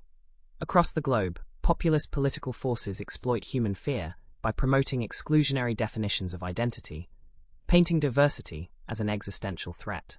The Canadian experiment with pluralism, imperfect, fraught with friction, and constantly under repair, reminds us that complex societies derive their true strength not from forced cultural uniformity, but from dynamic, open dialogue. Radical hospitality in a fractured world. Welcoming refugees, exiles, and migrants is not merely an act of charity. It is the ultimate moral litmus test of a civilized global community. A society that closes its heart to human vulnerability loses its own soul. 2. The daily labor of compromise. Democracy and pluralism do not maintain themselves automatically. They require an ongoing, exhausting, and courageous commitment to compromise, deep listening, and civic patience. In a world addicted to instant algorithmic outrage, the deliberate work of building bridges across cultural divides is a revolutionary act. Chapter 4. Under the Infinite Northern Sky, the final vow of the human spirit. As we draw this monumental 8th chapter to a close, we lift our eyes once more to the vast, silent expanse of the northern sky, where the eternal dance of the stars and the shimmering ribbons of the aurora borealis remind us of our fleeting, yet magnificent place in the cosmos. 1. The metaphor of the eternal dawn. The darkest shadows we have explored throughout this entire journey, from the violence of the frontier to the cold algorithms of the technosphere, reveal a fundamental metaphysical truth. The night is never permanent. No matter how deep the historical darkness, human resilience, moral courage, and the unyielding spark of love possess the power to ignite a new dawn. 2. The ultimate planetary pledge. Here, at the threshold of the infinite, we formulate our final, timeless vow for the future of humanity. To honor the sacred earth in all its fragile, breathtaking beauty. To defend the unalienable dignity, freedom, and rights of every human being without exception. To carry the heavy memory of past struggles as an unyielding moral compass for generations to come. And to walk forward together, hand in hand, beneath the immense and indifferent sky of the universe, with the absolute conviction that the light of truth, justice, and universal love will never, ever be extinguished. Conclusion of Part 8. The Odyssey continues. With the completion of this 8th part, our deep exploration of Canada's hidden shadows and the broader human condition reaches a profound, resonant plateau. Yet, true stories of human consciousness never truly end. They echo forward into the lives of those who read, reflect, and act. Puisse ces mots résonner durablement dans votre cœur, rappelant que l'Odyssée de l'humanité vers la lumière est un voyage éternel. We have traveled an extraordinary distance together. Through 8 profound chapters, we have peered into the deepest recesses of Canada's historical, ecological, and psychological reality. We uncovered the foundational fractures of Indigenous dispossession and the haunting legacy of the residential schools. We traced the ruthless machinery of industrial extraction and corporate monopolies. We confronted the cold rigidity of bureaucratic control and the invisible, algorithmic cage of the digital technosphere. We navigated the complex frictions of the multicultural mosaic, the melting frontline of the Arctic wilderness, and the profound, healing waters of spiritual catharsis. And, finally, we expanded our gaze outward, viewing the Canadian story as an archetypal mirror for the entire human race. Yet, true journeys of the human spirit do not end with final periods or grand conclusions. Like the eternal turning of the seasons in the northern taiga, where the biting grip of the polar winter inevitably yields to the explosive, life-giving green of spring, the narrative of human consciousness is a continuous, unbroken loop. In this 9th chapter, we step beyond previous horizons to embrace the great continuum. The understanding that the quest for truth, justice, and light is an ongoing, infinite responsibility. Chapter 1. The Spiral of Time. Learning from history without repeating its traps. Humanity often flatters itself with the illusion of linear progress, imagining that time marches ever upward toward perfection. History, however, moves in spirals. We repeatedly revisit the same fundamental dilemmas: power versus justice, community versus isolation, and exploitation versus stewardship, each time at a higher level of complexity. 1. The perils of historical amnesia. The temptation of comforting myths. Societies naturally prefer self-congratulatory narratives that sanitize the past, celebrating their founding heroes while erasing the blood, sweat, and displacement upon which their prosperity was built. But historical amnesia is a poison. When a nation forgets how it broke its people, it is doomed to replicate those exact fractures under new ideological masks. The living archive of conscience, keeping the dark chapters of history alive in the public consciousness, is not an act of endless self-loathing or stagnation. It is an act of dynamic immunization. By continuously teaching the uncomfortable truths of dispossession, racism, and systemic oppression, a society builds a robust immune system against authoritarianism, xenophobia, and revisionism. 2. Transmuting inheritance into responsibility. The descendants of both the historically marginalized and the historically dominant inherit a complex legacy. The goal is not to wallow in inherited guilt, which paralyzes action and breeds resentment, but to embrace inherited responsibility. Accepting the weight of history empowers current and future generations to act as conscientious stewards of a fairer social contract. Chapter 2. The Ecological Imperative, Reciprocity in an Age of Biospheric Crisis. As the 21st century advances, humanity finds itself hurtling through an ecological bottleneck of our own making. The warnings echoing from the melting glaciers of the Canadian Arctic and the ravaged old-growth forests of the Pacific coast are symptoms of a planetary emergency that brooks no further delay. 1. Abandoning the mastery complex. The relational worldview. For centuries, Western modernity operated on the Baconian premise that science and technology exist to conquer and master nature. This extractive hubris has brought the biosphere to the brink of collapse. Survival now requires an epistemological revolution, adopting the ancient, enduring wisdom of indigenous peoples who view the earth not as a warehouse of resources, but as a living web of sacred kin. The legal rights of the living world. When rivers, forests, and atmospheric cycles are granted independent legal standing, the foundational logic of global capitalism shifts. It forces corporations and states to answer to the physical limits of the earth, transforming environmental protection from a matter of voluntary corporate philanthropy into an enforceable absolute. 2. The inseparability of environmental and social justice. There is no such thing as isolated ecological damage. The destruction of ecosystems invariably targets and devastates the most vulnerable populations, indigenous communities, remote settlements, and the global poor. Fighting for a stable climate is, at its very core, an unyielding fight for human dignity and global equity. Chapter 3. The Architecture of Radical Empathy, Defying the Politics of Division. In a world increasingly fractured by algorithmic echo chambers, populist demagogues, and the resurgence of exclusionary nationalism, the fragile art of living together across deep differences faces unprecedented stress tests. 1. Resisting the pull of tribalism. The trap of the monolithic identity. Fear is a powerful political tool.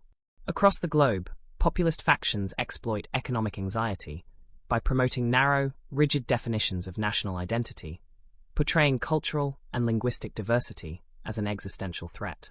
The Canadian experiment with pluralism, imperfect, messy, and constantly under negotiation, demonstrates that resilient nations are built not on forced uniformity, but on dynamic, respectful coexistence. Radical hospitality as a moral touchstone. Welcoming the stranger, the refugee, and the dispossessed is the ultimate test of a civilized society. A nation that closes its borders and hardens its heart to human vulnerability sacrifices its moral authority and hollows out its collective soul. 2. The exhausting, noble labor of dialogue. Democracy and pluralism are not automatic machinery. They are fragile gardens that require daily, painstaking cultivation. In an era addicted to instant outrage and digital polarization, committing to the slow, uncomfortable work of deep listening, compromise, and mutual respect is a radical, revolutionary act. Chapter 4. Under the Shimmering Northern Lights. The Eternal Vow of the Human Spirit. As we draw this monumental 9th chapter toward its close, we lift our eyes once more to the vast, silent canopy of the northern night, where the breathtaking, fluid ribbons of the aurora borealis ignite the polar darkness. 1. The metaphor of the unending dawn. The celestial fires dancing across the stratosphere offer a timeless, comforting philosophical truth. No matter how long, bitter, or absolute the polar night may seem, darkness is never permanent. Every historical shadow, every institutional failure, and every human sorrow carries within it the seeds of awakening, resilience, and renewal. 2. The ultimate continuum pledge. Here, at the threshold of the infinite, we formulate our renewed, timeless vow for the journey ahead. To honor the sacred earth in all its fragile, breathtaking beauty. To defend the unalienable dignity, freedom, and rights of every human being without exception. To carry the heavy memory of past struggles as an unyielding moral compass for generations to come. And to walk forward together, hand in hand, beneath the immense and indifferent sky of the universe, with the absolute conviction that the light of truth, justice, and universal love will never, ever be extinguished. Conclusion of Part 9. The Journey Without End. With the completion of this 9th part, our deep exploration of history, ecology, and human consciousness reaches a powerful new plateau. Yet, the great continuum of thought and storytelling never ceases. Puisse ces mots résonner durablement dans votre cœur, rappelant que l'odyssée de l'humanité vers la lumière est un voyage éternel, sans cesse recommencé, et toujours porteur d'espérance. We have crossed an extraordinary literary, historical, and philosophical expanse across 9 intense chapters. From the hidden foundations of indigenous dispossession and the haunting legacy of the residential school system, through the smoke of industrial extraction and corporate monopolies, the cold cages of bureaucratic control, the invisible algorithms of the digital panopticon, the complex frictions of the multicultural mosaic, the melting frontline of the Arctic wilderness, and the profound waters of spiritual catharsis, we have mapped the anatomy of a nation's soul. Now, in this 10th chapter, a milestone in our grand epic, we arrive at a profound convergence. The narrative lens expands once more, bridging the specific historical realities of Canada with the universal journey of human consciousness. As we stand at the apex of this 10-part architecture, we examine how the lessons of the North illuminate the path forward for an interconnected world standing at the precipice of a new era. Chapter 1. The Alchemy of Truth, Transforming Historical Wounds into Living Wisdom. A society cannot move forward into a luminous future while carrying unexamined bones in its closet. The journey through the shadows teaches us that truth-telling is not an act of destruction, but an act of supreme creation. 1. The end of sanitized mythologies. Dismantling national arrogance. Every dominant nation clings to comforting myths of moral purity and peaceful expansion. Unmasking the structural violence of the past, the forced displacement of First Nations, the systemic racism of historical immigration laws, and the suppression of labor, shatters these illusions, replacing cheap patriotism with mature civic responsibility. The healing power of unfiltered memory. When historical trauma is openly acknowledged, taught, and mourned, it loses its power to fester as secret resentment. Collective memory becomes a living shield, protecting modern institutions from sliding back into authoritarianism or exclusionary nationalism. 2. From passive guilt to active stewardship. Guilt paralyzes human agency and breeds defensive denial. In contrast, the acceptance of historical responsibility empowers citizens to become active custodians of justice. It transforms the legacy of past suffering into a permanent commitment to equity, human rights, and institutional transparency. Chapter 2. The Planetary Biosphere, Rerouting Humanity in the Living Earth. The ecological crises unfolding across the Canadian Shield, the boreal forests, and the rapidly warming Arctic are not isolated local anomalies. They are screaming warning signs from a planetary biosphere pushed to its absolute limits. 1. Abandoning the delusion of dominion. The bankruptcy of extractivism. Modern industrial civilization has long operated on the mechanistic assumption that the Earth is an infinite warehouse of resources to be exploited for short-term profit. This worldview is an evolutionary dead end. Survival in the 21st century demands a radical philosophical pivot toward the ancient wisdom of indigenous stewardship, recognizing humans as an interdependent strand within the web of life. The legal empowerment of nature. Granting legal rights to rivers, ancient forests, and ecological systems shifts the bedrock of global law. When natural entities possess standing to defend their own integrity against corporate plunder, the economic architecture of humanity begins to align with the physical laws of the planet. 2. Climate justice as an inalienable human right. The destruction of northern permafrost and the displacement of vulnerable communities demonstrate that ecological degradation is fundamentally a crisis of human rights. Protecting the Earth is inseparable from defending the dignity of those who bear the heaviest burdens of environmental collapse. Chapter 3. The Architecture of Radical Coexistence, Defying the Politics of Fracture. In an era defined by algorithmic polarization, economic anxiety, and the resurgence of populist demagogues, the fragile experiment of human coexistence faces its ultimate stress test. 1. Resisting the siren song of uniformity. The trap of closed identities. Across the globe, political factions exploit fear by promoting rigid, exclusionary definitions of identity, painting diversity as an existential threat. The Canadian experiment with pluralism, fraught with friction, constantly negotiated, and deeply imperfect, proves that resilient societies are built not on forced cultural uniformity, but on respectful, dynamic dialogue. Radical hospitality as a global touchstone. Welcoming the stranger, the refugee, and the dispossessed is the ultimate moral test of a civilized community. A society that hardens its borders and closes its heart to human vulnerability sacrifices its soul. 2. The exhausting, noble labor of pluralism. Democracy and coexistence do not run on autopilot. They require daily, patient cultivation. In an age addicted to instant algorithmic outrage and digital tribalism, committing to the slow, uncomfortable work of deep listening and compromise is a revolutionary act. Chapter 4. Under the Shimmering Aurora, the Decennial Vow of the Human Spirit. As we draw this 10th chapter to a close, we lift our eyes once more to the infinite night sky of the north, where the breathtaking, fluid ribbons of the Aurora Borealis ignite the polar darkness with green and violet fire. 1. The metaphor of the unending dawn. The celestial fires dancing across the stratosphere offer an enduring philosophical truth. No matter how long, bitter, or absolute the polar night may seem, darkness is never permanent. Every historical shadow, every systemic failure, and every human sorrow carries within it the seeds of awakening, resilience, and renewal. 2. The ultimate decennial pledge. Here, at this monumental milestone of our exploration, we formulate our renewed, timeless vow for the journey ahead. To honor the sacred earth in all its fragile, breathtaking beauty. To defend the unalienable dignity, freedom, and rights of every human being without exception. To carry the heavy memory of past struggles as an unyielding moral compass for generations to come.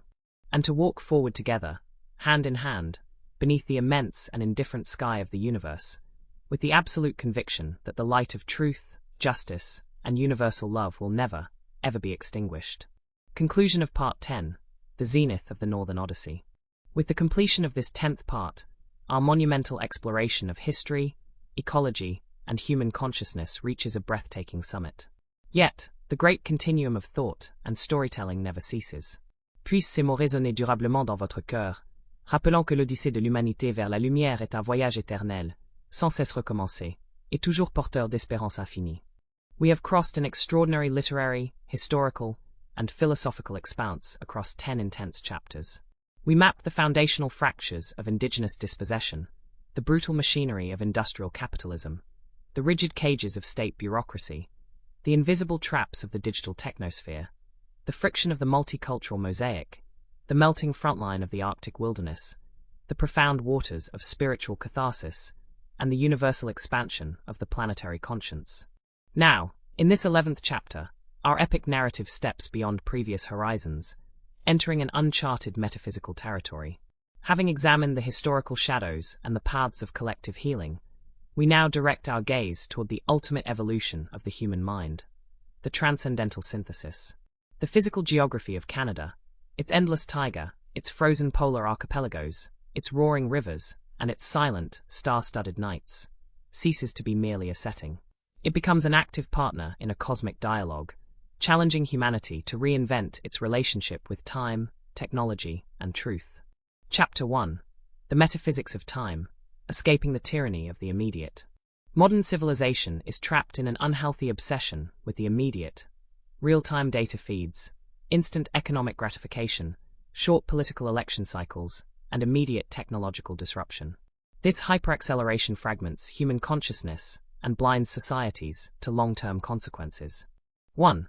Reclaiming deep time. The geological tempo of the North.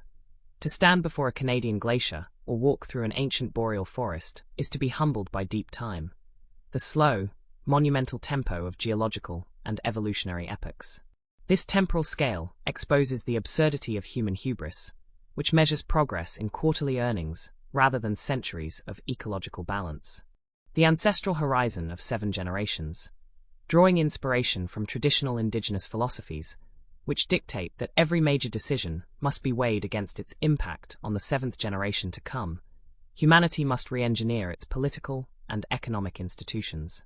Escaping the tyranny of the immediate requires anchoring our choices in long-term ethical stewardship. 2. The healing of historical memory across generations. Time is not a straight line that discards the past. It is a cumulative reservoir. Healing historical trauma, whether residential school abuses, colonial displacements, or labor injustices, requires stepping outside fast-paced modern impatience. True reconciliation unfolds over decades of consistent, humble, and unyielding institutional transformation. Chapter 2. The Reconciliation of Silicon and Soil, Navigating the Post-Technological Era. As artificial intelligence, automated surveillance, and digital platforms permeate every aspect of human existence, society faces an unprecedented existential crisis: the erosion of direct, unmediated reality. 1. The perils of synthetic disconnection. The algorithmic echo chamber of the mind. When human communication, artistic creation, and political debate are outsourced to opaque algorithms designed to maximize engagement through outrage, the individual self becomes alienated from authentic experience. The digital world promises hyperconnection while delivering profound loneliness and social fragmentation. The sanctuary of unplugged wilderness. Reclaiming human agency in the 21st century requires intentional moments of technological fasting. Immersing oneself in the physical silence of the northern wilderness is no longer just a recreational escape. It is a vital act of psychological and spiritual self-defense against the digital panopticon. 2.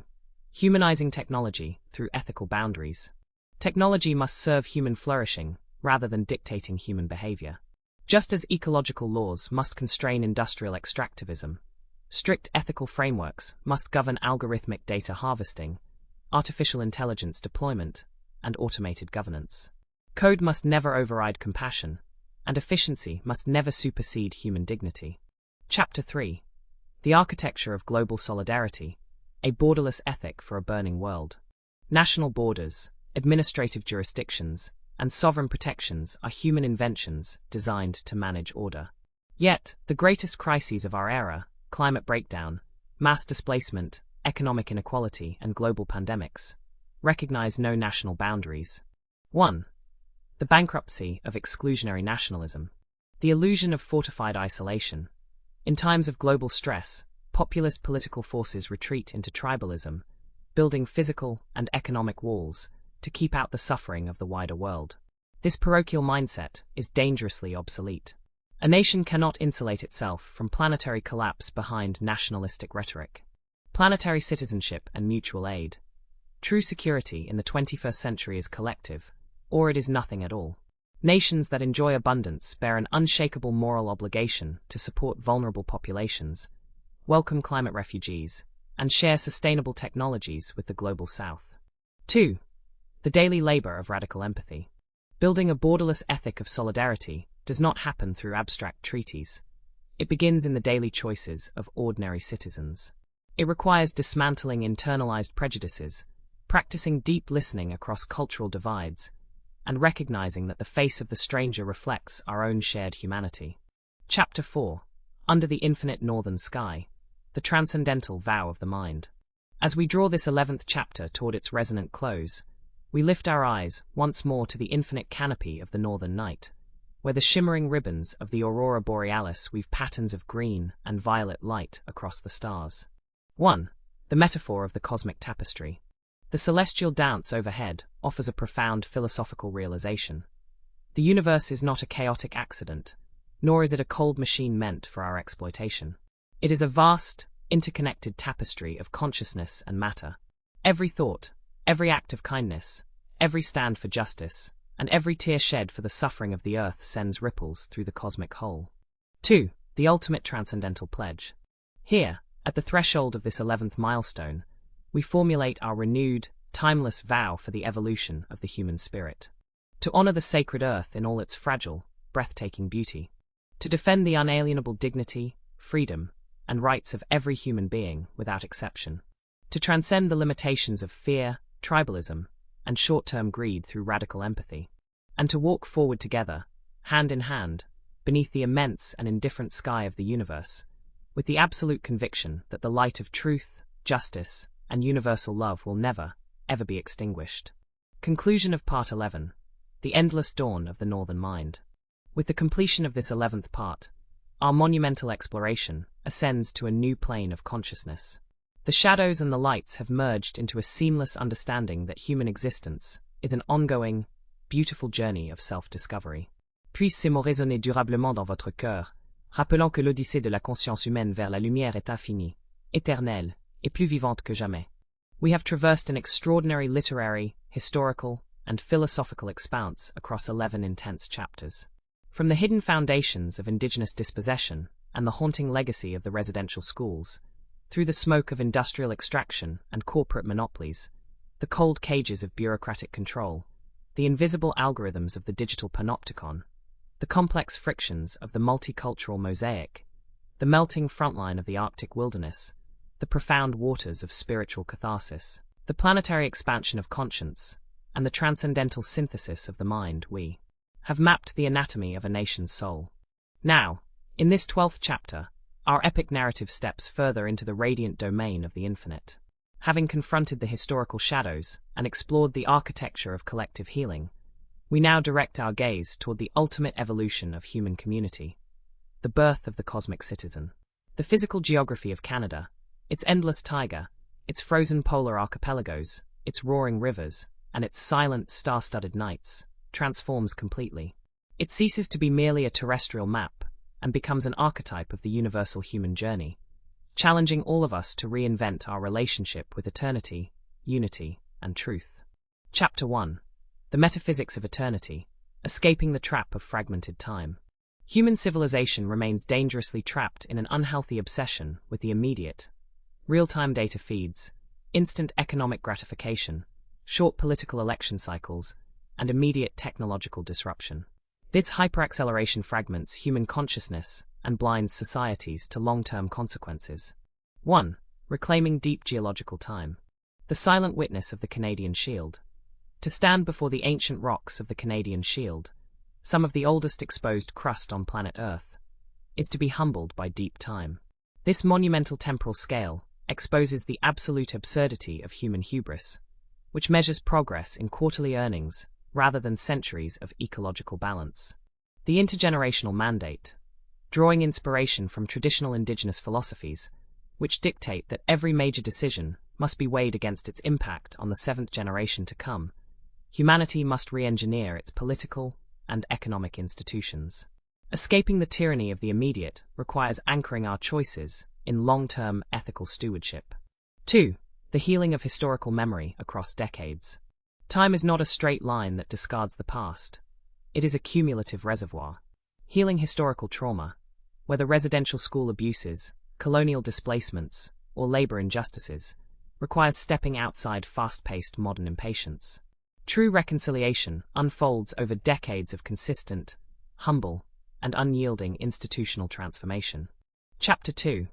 The Reconciliation of Silicon and Soil, Navigating the Post-Technological Era. As artificial intelligence, automated surveillance, and digital platforms permeate every aspect of human existence, society faces an unprecedented existential crisis: the erosion of direct, unmediated reality. 1.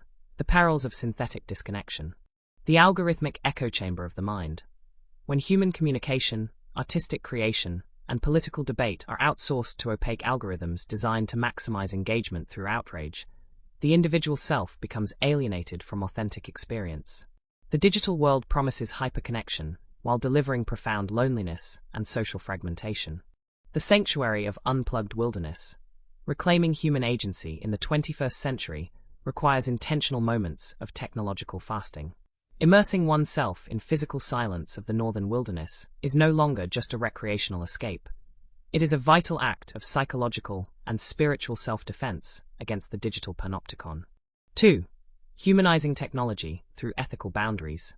Technology must serve human flourishing rather than dictating human behavior. Just as ecological laws must constrain industrial extractivism, strict ethical frameworks must govern algorithmic data harvesting, artificial intelligence deployment, and automated governance. Code must never override compassion, and efficiency must never supersede human dignity. Chapter 3. The Architecture of Global Solidarity, a Borderless Ethic for a Burning World.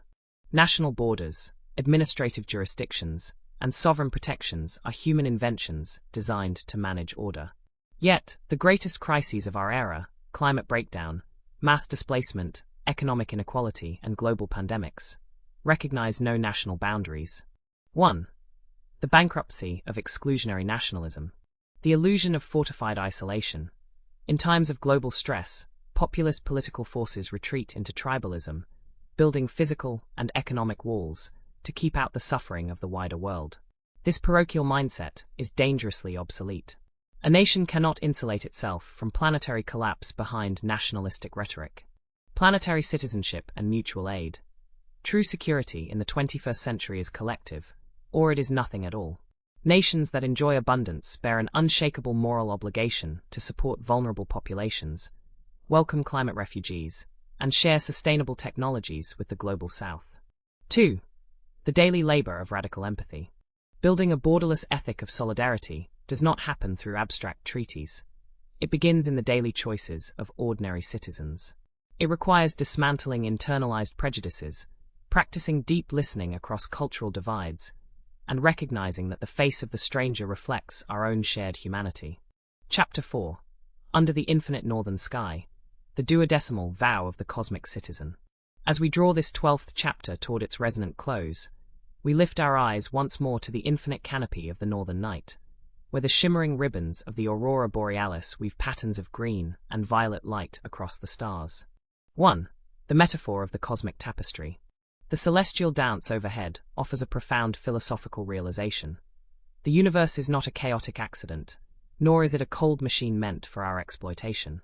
It is a vast, interconnected tapestry of consciousness and matter. Every thought, every act of kindness, every stand for justice, and every tear shed for the suffering of the earth sends ripples through the cosmic whole. 2. The ultimate duodecimal pledge. Here, at the threshold of this 12th milestone, we formulate our renewed, timeless vow for the evolution of the human spirit. To honor the sacred earth in all its fragile, breathtaking beauty. To defend the unalienable dignity, freedom, and rights of every human being without exception. To transcend the limitations of fear, tribalism, and short-term greed through radical empathy. And to walk forward together, hand in hand, beneath the immense and indifferent sky of the universe, with the absolute conviction that the light of truth, justice, and universal love will never, ever be extinguished. Conclusion of Part 12. The Symphony Without End. With the completion of this 12th part, our monumental exploration ascends to a new plane of consciousness. The shadows and the lights have merged into a seamless understanding that human existence is an ongoing, beautiful journey of self-discovery. Puisse ces mots résonner durablement dans votre cœur, rappelant que l'odyssée de la conscience humaine vers la lumière est infinie, éternelle, et plus vivante que jamais. We have traversed an extraordinary literary, historical, and philosophical expanse across 12 intensive chapters. From the foundational fractures of indigenous dispossession and the haunting legacy of the residential schools, through the smoke of industrial extraction and corporate monopolies, the cold cages of bureaucratic control, the invisible algorithms of the digital panopticon, the complex frictions of the multicultural mosaic, the melting frontline of the Arctic wilderness, the profound waters of spiritual catharsis, the planetary expansion of conscience, the transcendental synthesis of the mind, and the awakening of the cosmic citizen, we have mapped the anatomy of a nation's soul. Now, in this 13th chapter, our epic narrative steps further into the radiant domain of the ineffable. Having confronted the historical shadows and explored the architecture of collective healing, we direct our gaze toward the ultimate evolution of human community, the birth of the transcendent collective. The physical geography of Canada, its endless taiga, its frozen polar archipelagos, its roaring rivers, and its silent, star-studded nights, transforms completely. It ceases to be merely a terrestrial map and becomes an archetype of the universal human journey, challenging all of us to reinvent our relationship with eternity, unity, and truth. Chapter 1. The Metaphysics of the Unseen, Beyond Materialist Reductionism. Modern civilization remains dangerously trapped in an unhealthy obsession with the quantifiable. Real-time data metrics, material accumulation, short political election cycles, and immediate technological disruption. This hyper-reductionist framework fragments human consciousness and blinds societies to the deeper spiritual currents that animate existence. 1. Reclaiming the invisible dimensions of reality. The silent witness of the ancient boreal. To stand before the undisturbed depths of the northern taiga is to encounter an intelligence that predates human speech.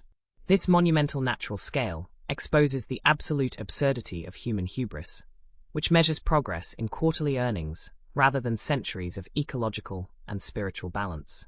The intergenerational mandate, drawing inspiration from traditional indigenous philosophies, which dictate that every major decision must be weighed against its impact on the seventh generation to come. Humanity must re-engineer its political and economic institutions. Escaping the tyranny of the immediate requires anchoring our choices in long-term ethical stewardship. 2. The healing of historical memory across decades. Time is not a straight line that discards the past. It is a cumulative reservoir.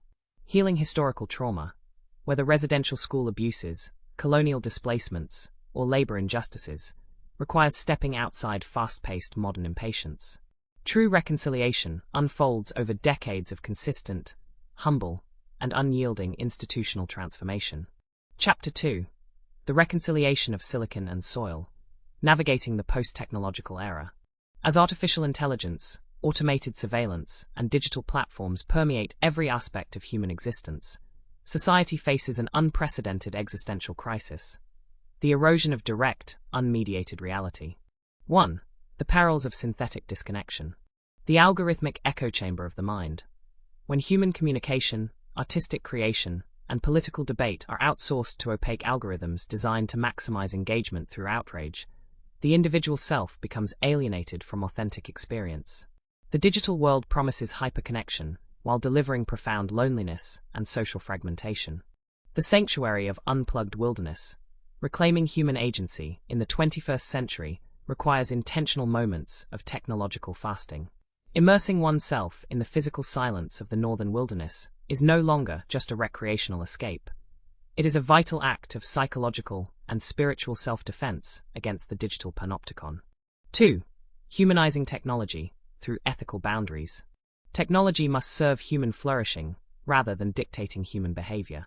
Just as ecological laws must constrain industrial extractivism, strict ethical frameworks must govern algorithmic data harvesting, artificial intelligence deployment, and automated governance. Code must never override compassion, and efficiency must never supersede human dignity. Chapter 3. The Architecture of Global Solidarity, a Borderless Ethic for a Burning World. National borders, administrative jurisdictions, and sovereign protections are human inventions designed to manage order. Yet, the greatest crises of our era, climate breakdown, mass displacement, economic inequality, and global pandemics, recognize no national boundaries. 1. The bankruptcy of exclusionary nationalism. The illusion of fortified isolation. In times of global stress, populist political forces retreat into tribalism, building physical and economic walls to keep out the suffering of the wider world. This parochial mindset is dangerously obsolete. A nation cannot insulate itself from planetary collapse behind nationalistic rhetoric. Planetary citizenship and mutual aid. True security in the 21st century is collective, or it is nothing at all.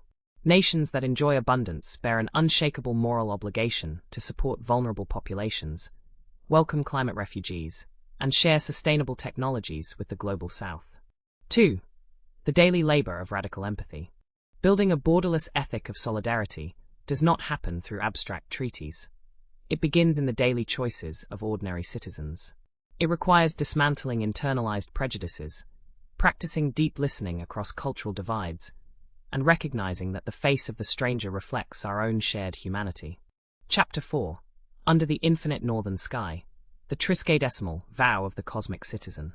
As we draw this 13th chapter toward its resonant close, we lift our eyes once more to the infinite canopy of the northern night, where the shimmering ribbons of the aurora borealis weave patterns of green and violet light across the stars.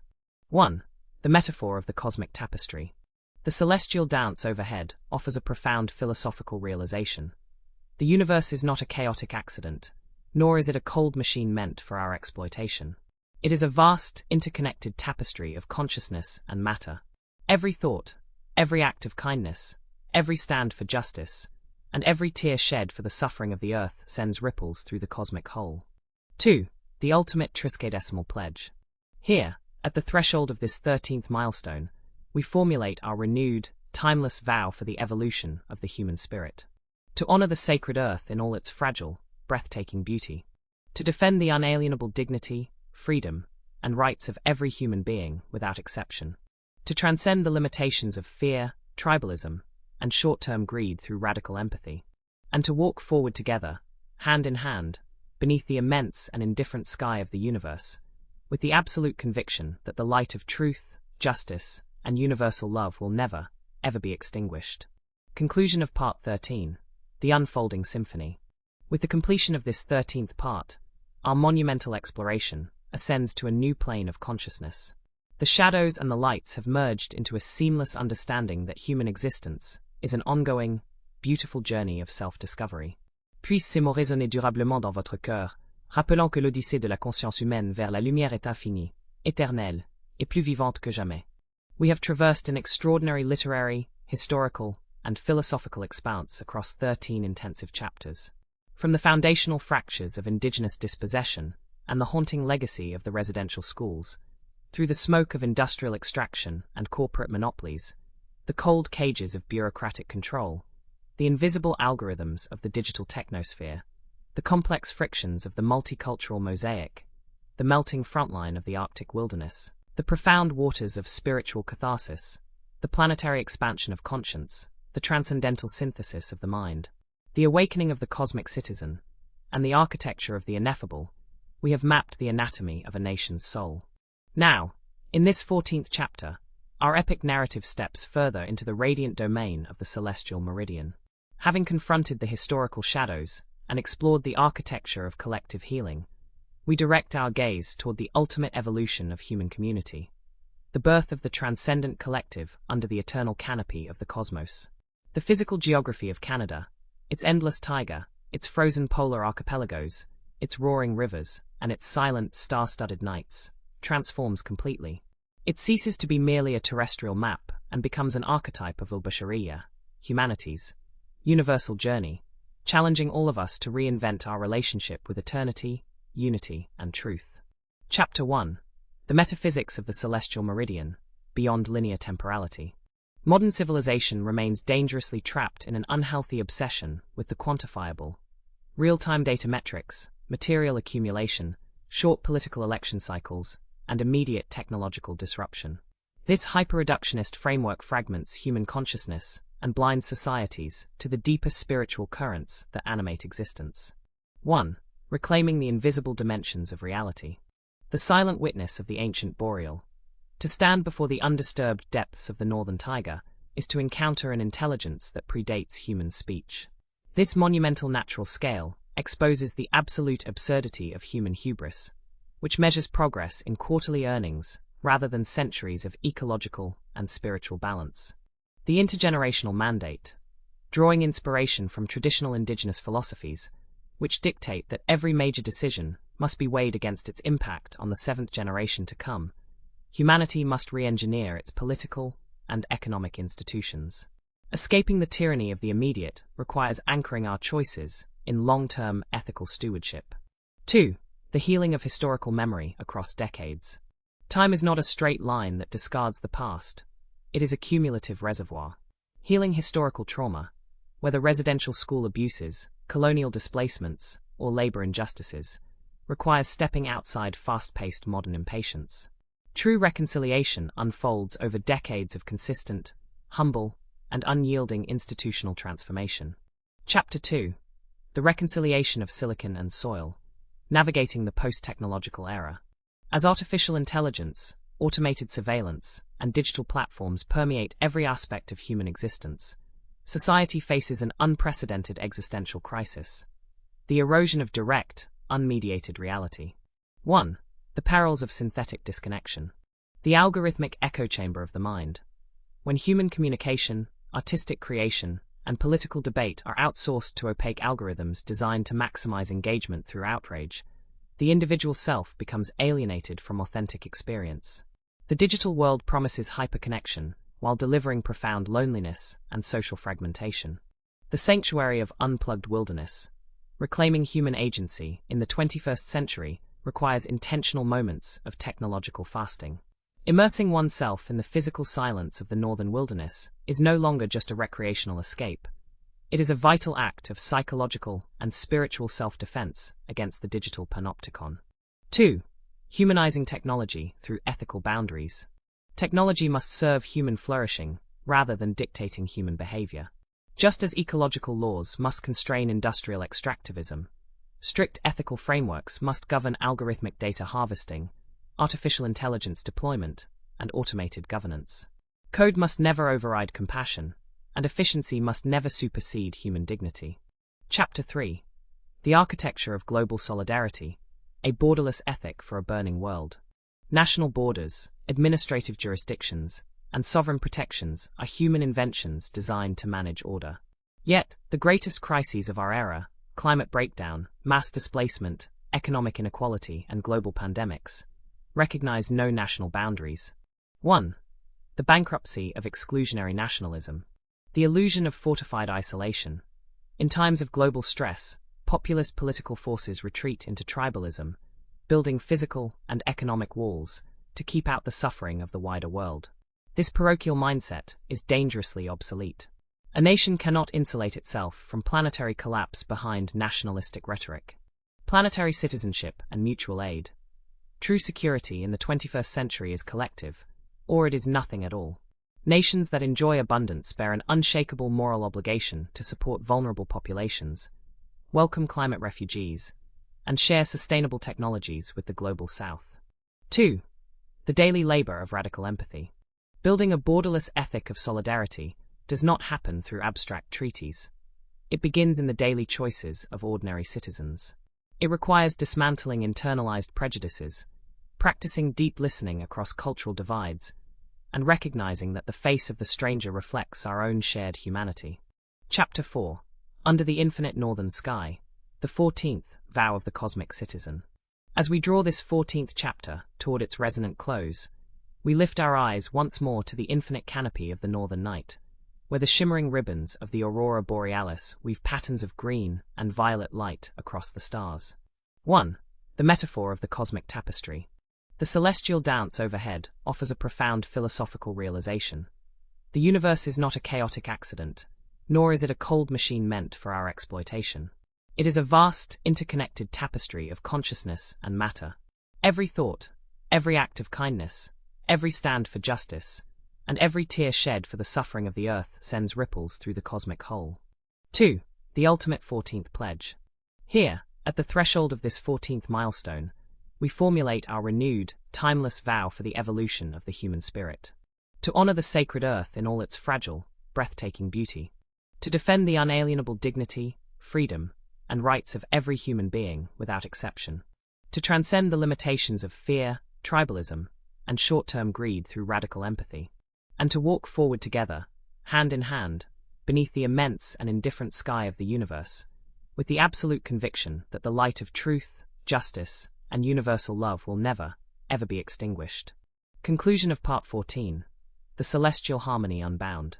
With the completion of this 14th part, our monumental exploration ascends to a new plane of consciousness. The shadows and the lights have merged into a seamless understanding that human existence is an ongoing, beautiful journey of self-discovery. Puisse ces mots résonner durablement dans votre cœur, rappelant que l'odyssée de la conscience humaine vers la lumière est infinie, éternelle, et plus vivante que jamais. We have journeyed across an extraordinary literary, historical, and philosophical expanse through 14 intensive chapters.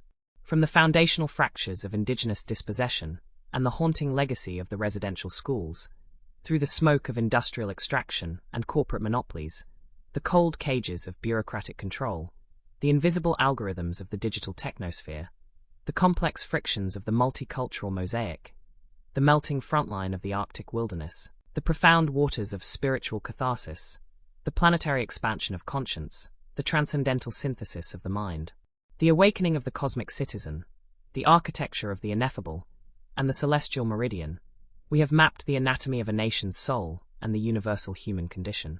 Now, in this 15th and final chapter of our monumental epic, we step across the ultimate threshold into the realm of absolute illumination. Having confronted the historical shadows, traversed the corridors of technological and political alienation, and embraced the healing waters of spiritual catharsis, we arrive at the grand zenith. The physical geography of Canada, its endless taiga, its frozen polar archipelagos, its roaring rivers, and its silent, star-studded nights, reaches its final transfiguration. It stands no longer merely as a nation or an archetype, but as a living monument to humanity's endless capacity for truth, renewal, and everlasting hope under the infinite canopy of the cosmos. Chapter 1. The Metaphysics of Absolute Completion, Beyond the Spiral of Time. Humanity often measures existence by beginnings and endings, births and deaths, rises and falls of civilizations. Yet, at the apex of our journey, we realize that time is a seamless continuum where every shadow conquered becomes a beacon for the future. 1. The transmutation of historical memory into eternal wisdom. The permanent invalidation of denial, the unblinking confrontation with Canada's darkest shadows, from the systemic erasures of the past to the modern ethical crises of the digital and ecological age, proves that historical truth can never again be safely buried. Memory has been permanently liberated, standing as an unshakable guardian against future tyrannies. The sacred duty of inheritance. We do not inherit the earth merely to consume it. We inherit it to understand, heal, and protect it. The painful lessons learned through centuries of struggle and reconciliation form an indestructible spiritual armor for generations yet unborn. 2. The dissolution of divisions. The artificial walls that divide humanity, race, language, class, borders, and ideologies, melt away under the vast, indifferent, and unifying gaze of the northern sky.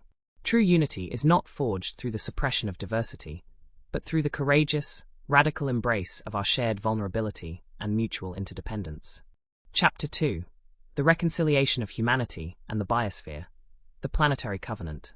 As our epic journey reaches its culmination, we confront the ultimate existential reality of our era, the sacred covenant between humankind and the living earth. 1. The end of the age of extraction. The resurgence of reciprocity, the mechanistic, extractive worldview that treated the earth as an infinite resource vault, has run its course. In its place rises the ancient, enduring wisdom of ecological kinship, a universal recognition that humans are not masters of the biosphere, but humble participants in a living, breathing web of life. The inviolable rights of nature, when rivers, forests, glaciers, and atmospheric cycles are universally recognized as entities possessing intrinsic rights to exist and thrive, human law finally harmonizes with the fundamental laws of nature. 2. Justice as a biospheric imperative. Protecting the stability of the climate, preserving the ancient boreal forests, and defending the melting Arctic are not optional political preferences. They are the absolute moral prerequisites for the survival of human dignity across the globe. Chapter 3. The architecture of universal compassion, the legacy of coexistence. A globalized world can no longer survive on the fragile threads of economic treaties and geopolitical posturing.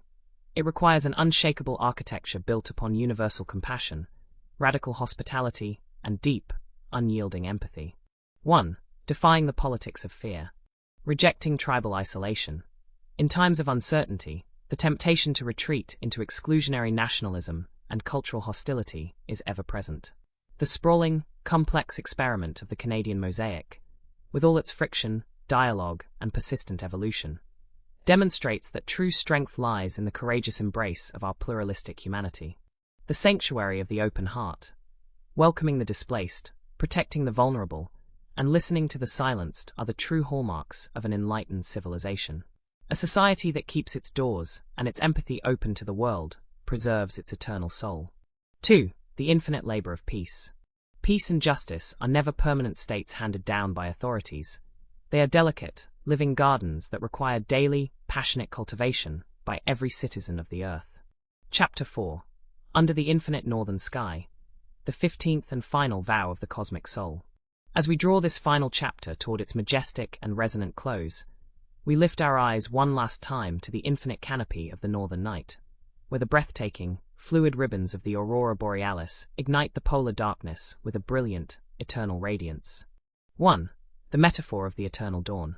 The celestial fires dancing across the stratosphere offer our final, enduring philosophical revelation. The night is never absolute. No matter how deep the historical darkness, how severe the institutional failures, or how daunting the ecological crises, human resilience, moral courage, and the unyielding spark of love possess the infinite power to ignite a new dawn. 2. The ultimate timeless pledge. Here, at the supreme threshold of our 15-part Odyssey, we formulate our final, eternal vow for the future of humanity. To honor the sacred earth in all its fragile, breathtaking beauty. To defend the unalienable dignity, freedom, and rights of every human being without exception. To carry the heavy memory of past struggles as an unyielding moral compass for generations to come. And to walk forward together, hand in hand, beneath the immense and indifferent sky of the universe, with the absolute conviction that the light of truth, justice, and universal love will never, ever be extinguished. Conclusion of Part 15. The Northern Odyssey complete. With the completion of this 15th and final part, our monumental exploration of history, ecology, and human consciousness reaches its ultimate, breathtaking zenith. The shadows have been named, the journey has been walked, and the light has been claimed. Puisse ces mots résonner éternellement dans votre cœur, rappelant que l'odyssée de la conscience humaine vers la lumière est un voyage infini, immortel, et à jamais porteur d'une espérance absolue. We have traveled an extraordinary literary, historical, and philosophical expanse across 15 intensive chapters. From the foundational fractures of indigenous dispossession and the haunting legacy of the residential schools, through the smoke of industrial extraction and corporate monopolies, the cold cages of bureaucratic control, the invisible algorithms of the digital technosphere, the complex frictions of the multicultural mosaic, the melting frontline of the Arctic wilderness, the profound waters of spiritual catharsis, the planetary expansion of conscience, the transcendental synthesis of the mind, the awakening of the cosmic citizen, the architecture of the ineffable, the celestial meridian, and the ultimate zenith of the Northern Odyssey, we have mapped the anatomy of a nation's soul and the universal human condition. Now, in this 16th chapter of our epic narrative, we step beyond what was once considered the final horizon, entering the post-celestial epoch. Having reached the apex of our 15-part architecture, we discover that every absolute zenith is merely a new baseline for a higher evolution of consciousness. The physical geography of Canada, its ancient Precambrian rock, its endless boreal forests, its roaring glacial rivers, and its silent, star-strewn polar nights, undergoes its final metaphysical transfiguration.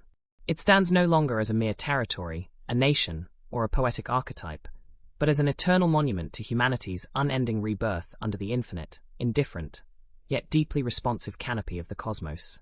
Chapter 1. The Metaphysics of the Post-Celestial Continuum, Time Unbound. Human civilization has perpetually sought closure, final conclusions, absolute systems, and permanent utopias.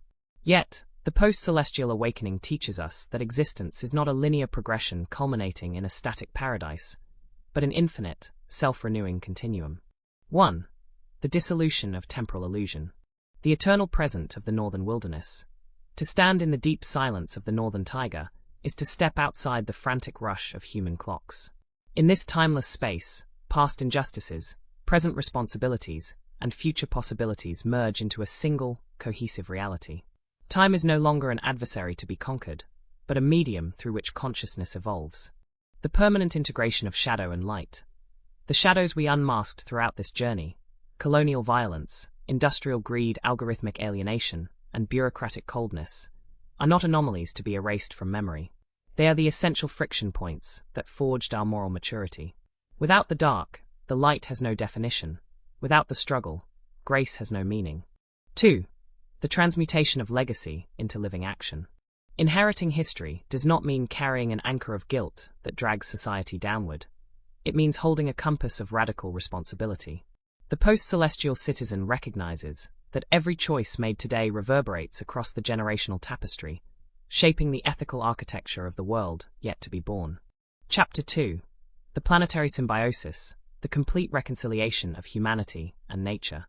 As we step into this new epoch, the false dichotomy between human civilization and the natural world is utterly eradicated, replaced by an unbreakable planetary symbiosis.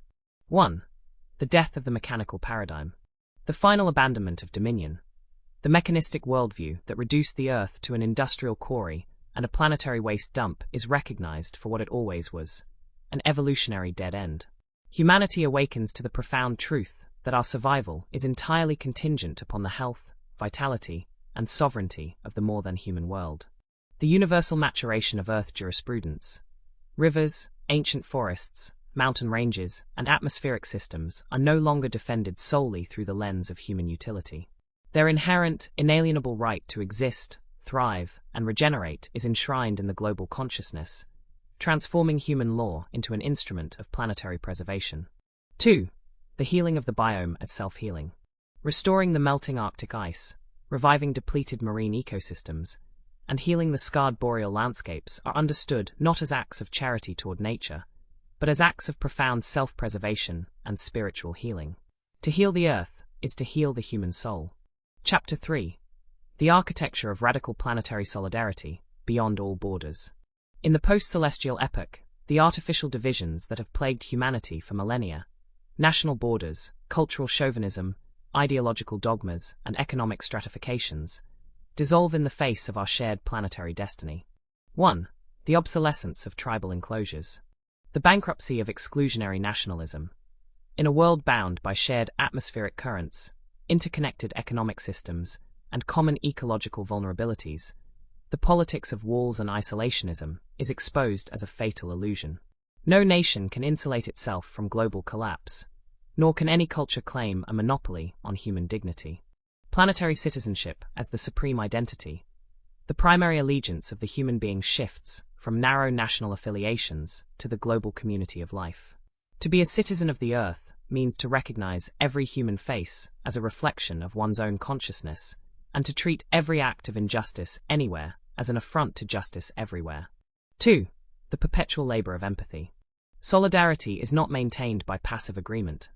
It requires an active, unyielding daily practice of deep listening, radical hospitality, and compassionate bridge building. In an era free from the tyranny of digital algorithms and synthetic distraction, human beings rediscover the profound power of authentic, unmediated connection. Chapter 4. Under the Infinite Northern Sky, the 16th and timeless vow of the cosmic soul. As we draw this 16th chapter toward its breathtaking and resonant close, we lift our eyes once more to the infinite canopy of the northern night, where the breathtaking, fluid ribbons of the aurora borealis ignite the polar darkness with an eternal, living radiance. 1. The metaphor of the unending cosmos. The celestial fires dancing across the stratosphere offer our final, enduring philosophical revelation. The universe is expanding infinitely, and so too is the capacity of human consciousness for love, justice, and truth. There are no final limits, no ultimate boundaries, and no permanent darkness. 2. The ultimate, post-celestial pledge.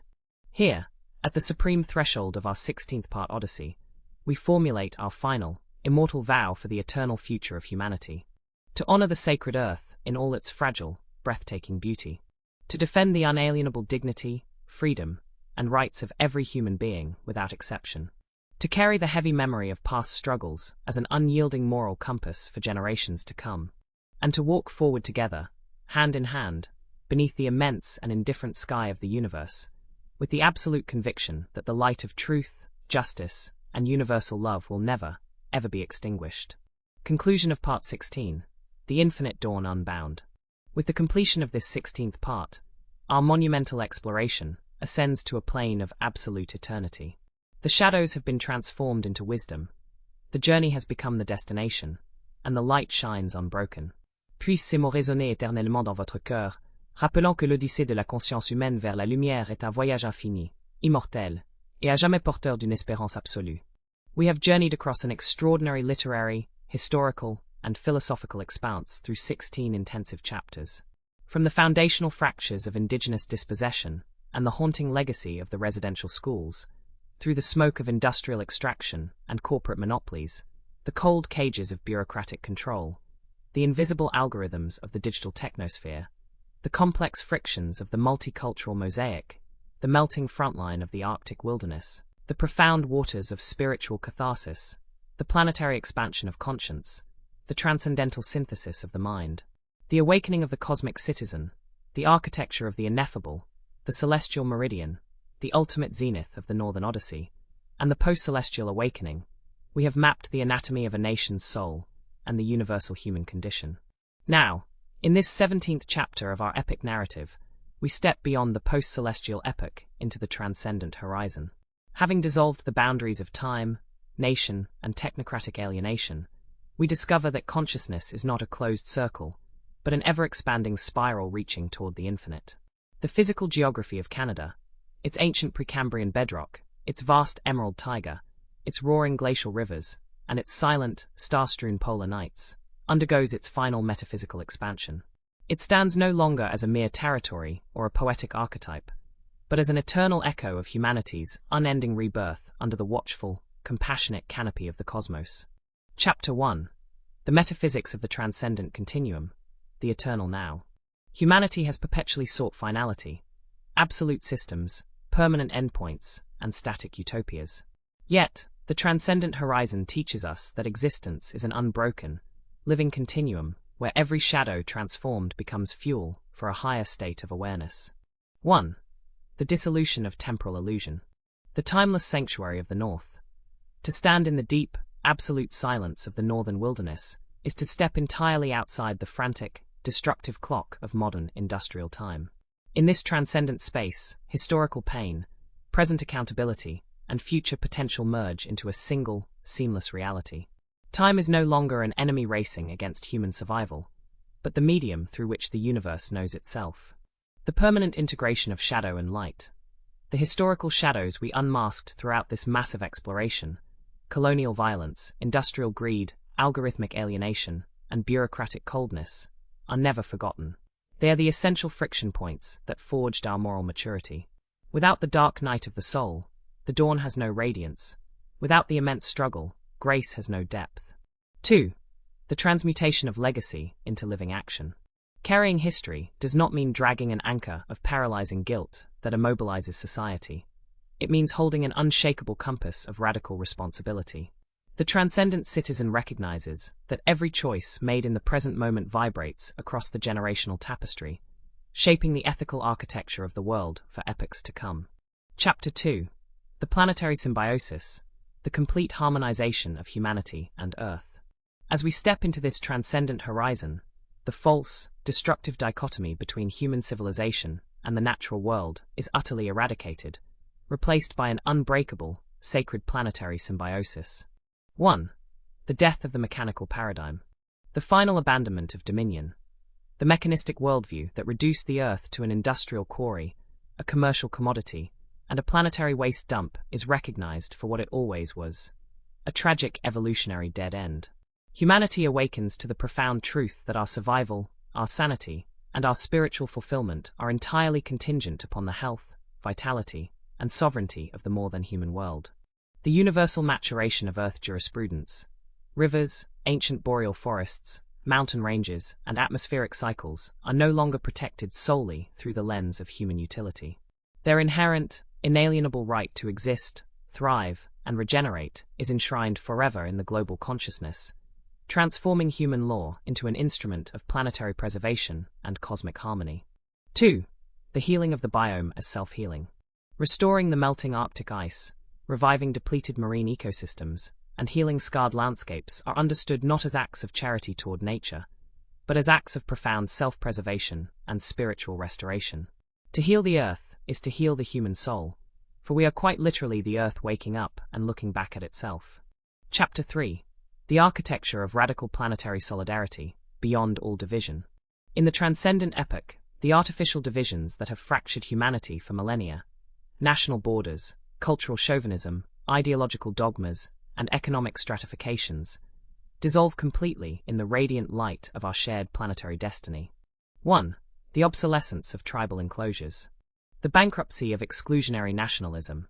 In a world bound by shared atmospheric currents, interconnected economic systems, and common ecological vulnerabilities, the politics of walls and isolationism is exposed as a fatal illusion.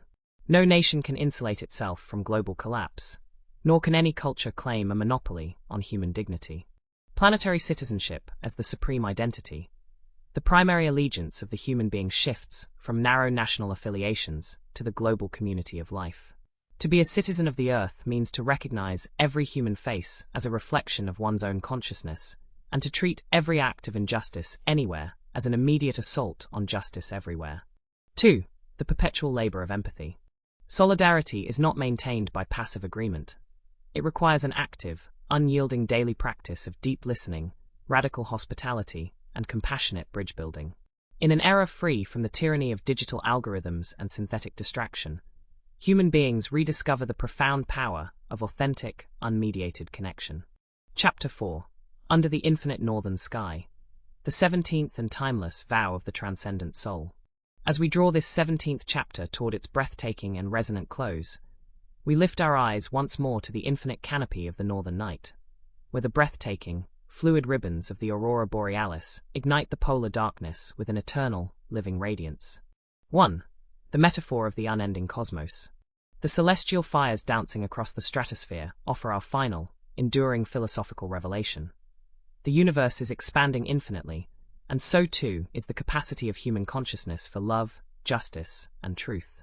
There are no final limits, no ultimate boundaries, and no permanent darkness. 2. The ultimate, transcendent pledge. Here, at the supreme threshold of our 17th part Odyssey, we formulate our final, immortal vow for the eternal future of humanity. To honor the sacred earth in all its fragile, breathtaking beauty. To defend the unalienable dignity, freedom, and rights of every human being without exception. To carry the heavy memory of past struggles as an unyielding moral compass for generations to come.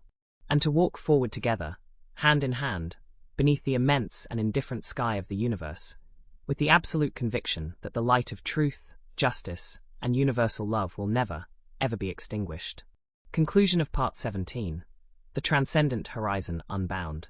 With the completion of this 17th part, our monumental exploration ascends to a plane of absolute eternity. The shadows have been transformed into wisdom, the journey has become the destination, and the light shines unbroken. Puisse ces mots résonner éternellement dans votre cœur, rappelant que l'odyssée de la conscience humaine vers la lumière est un voyage infini, immortel, et à jamais porteur d'une espérance absolue. We have journeyed across an extraordinary literary, historical,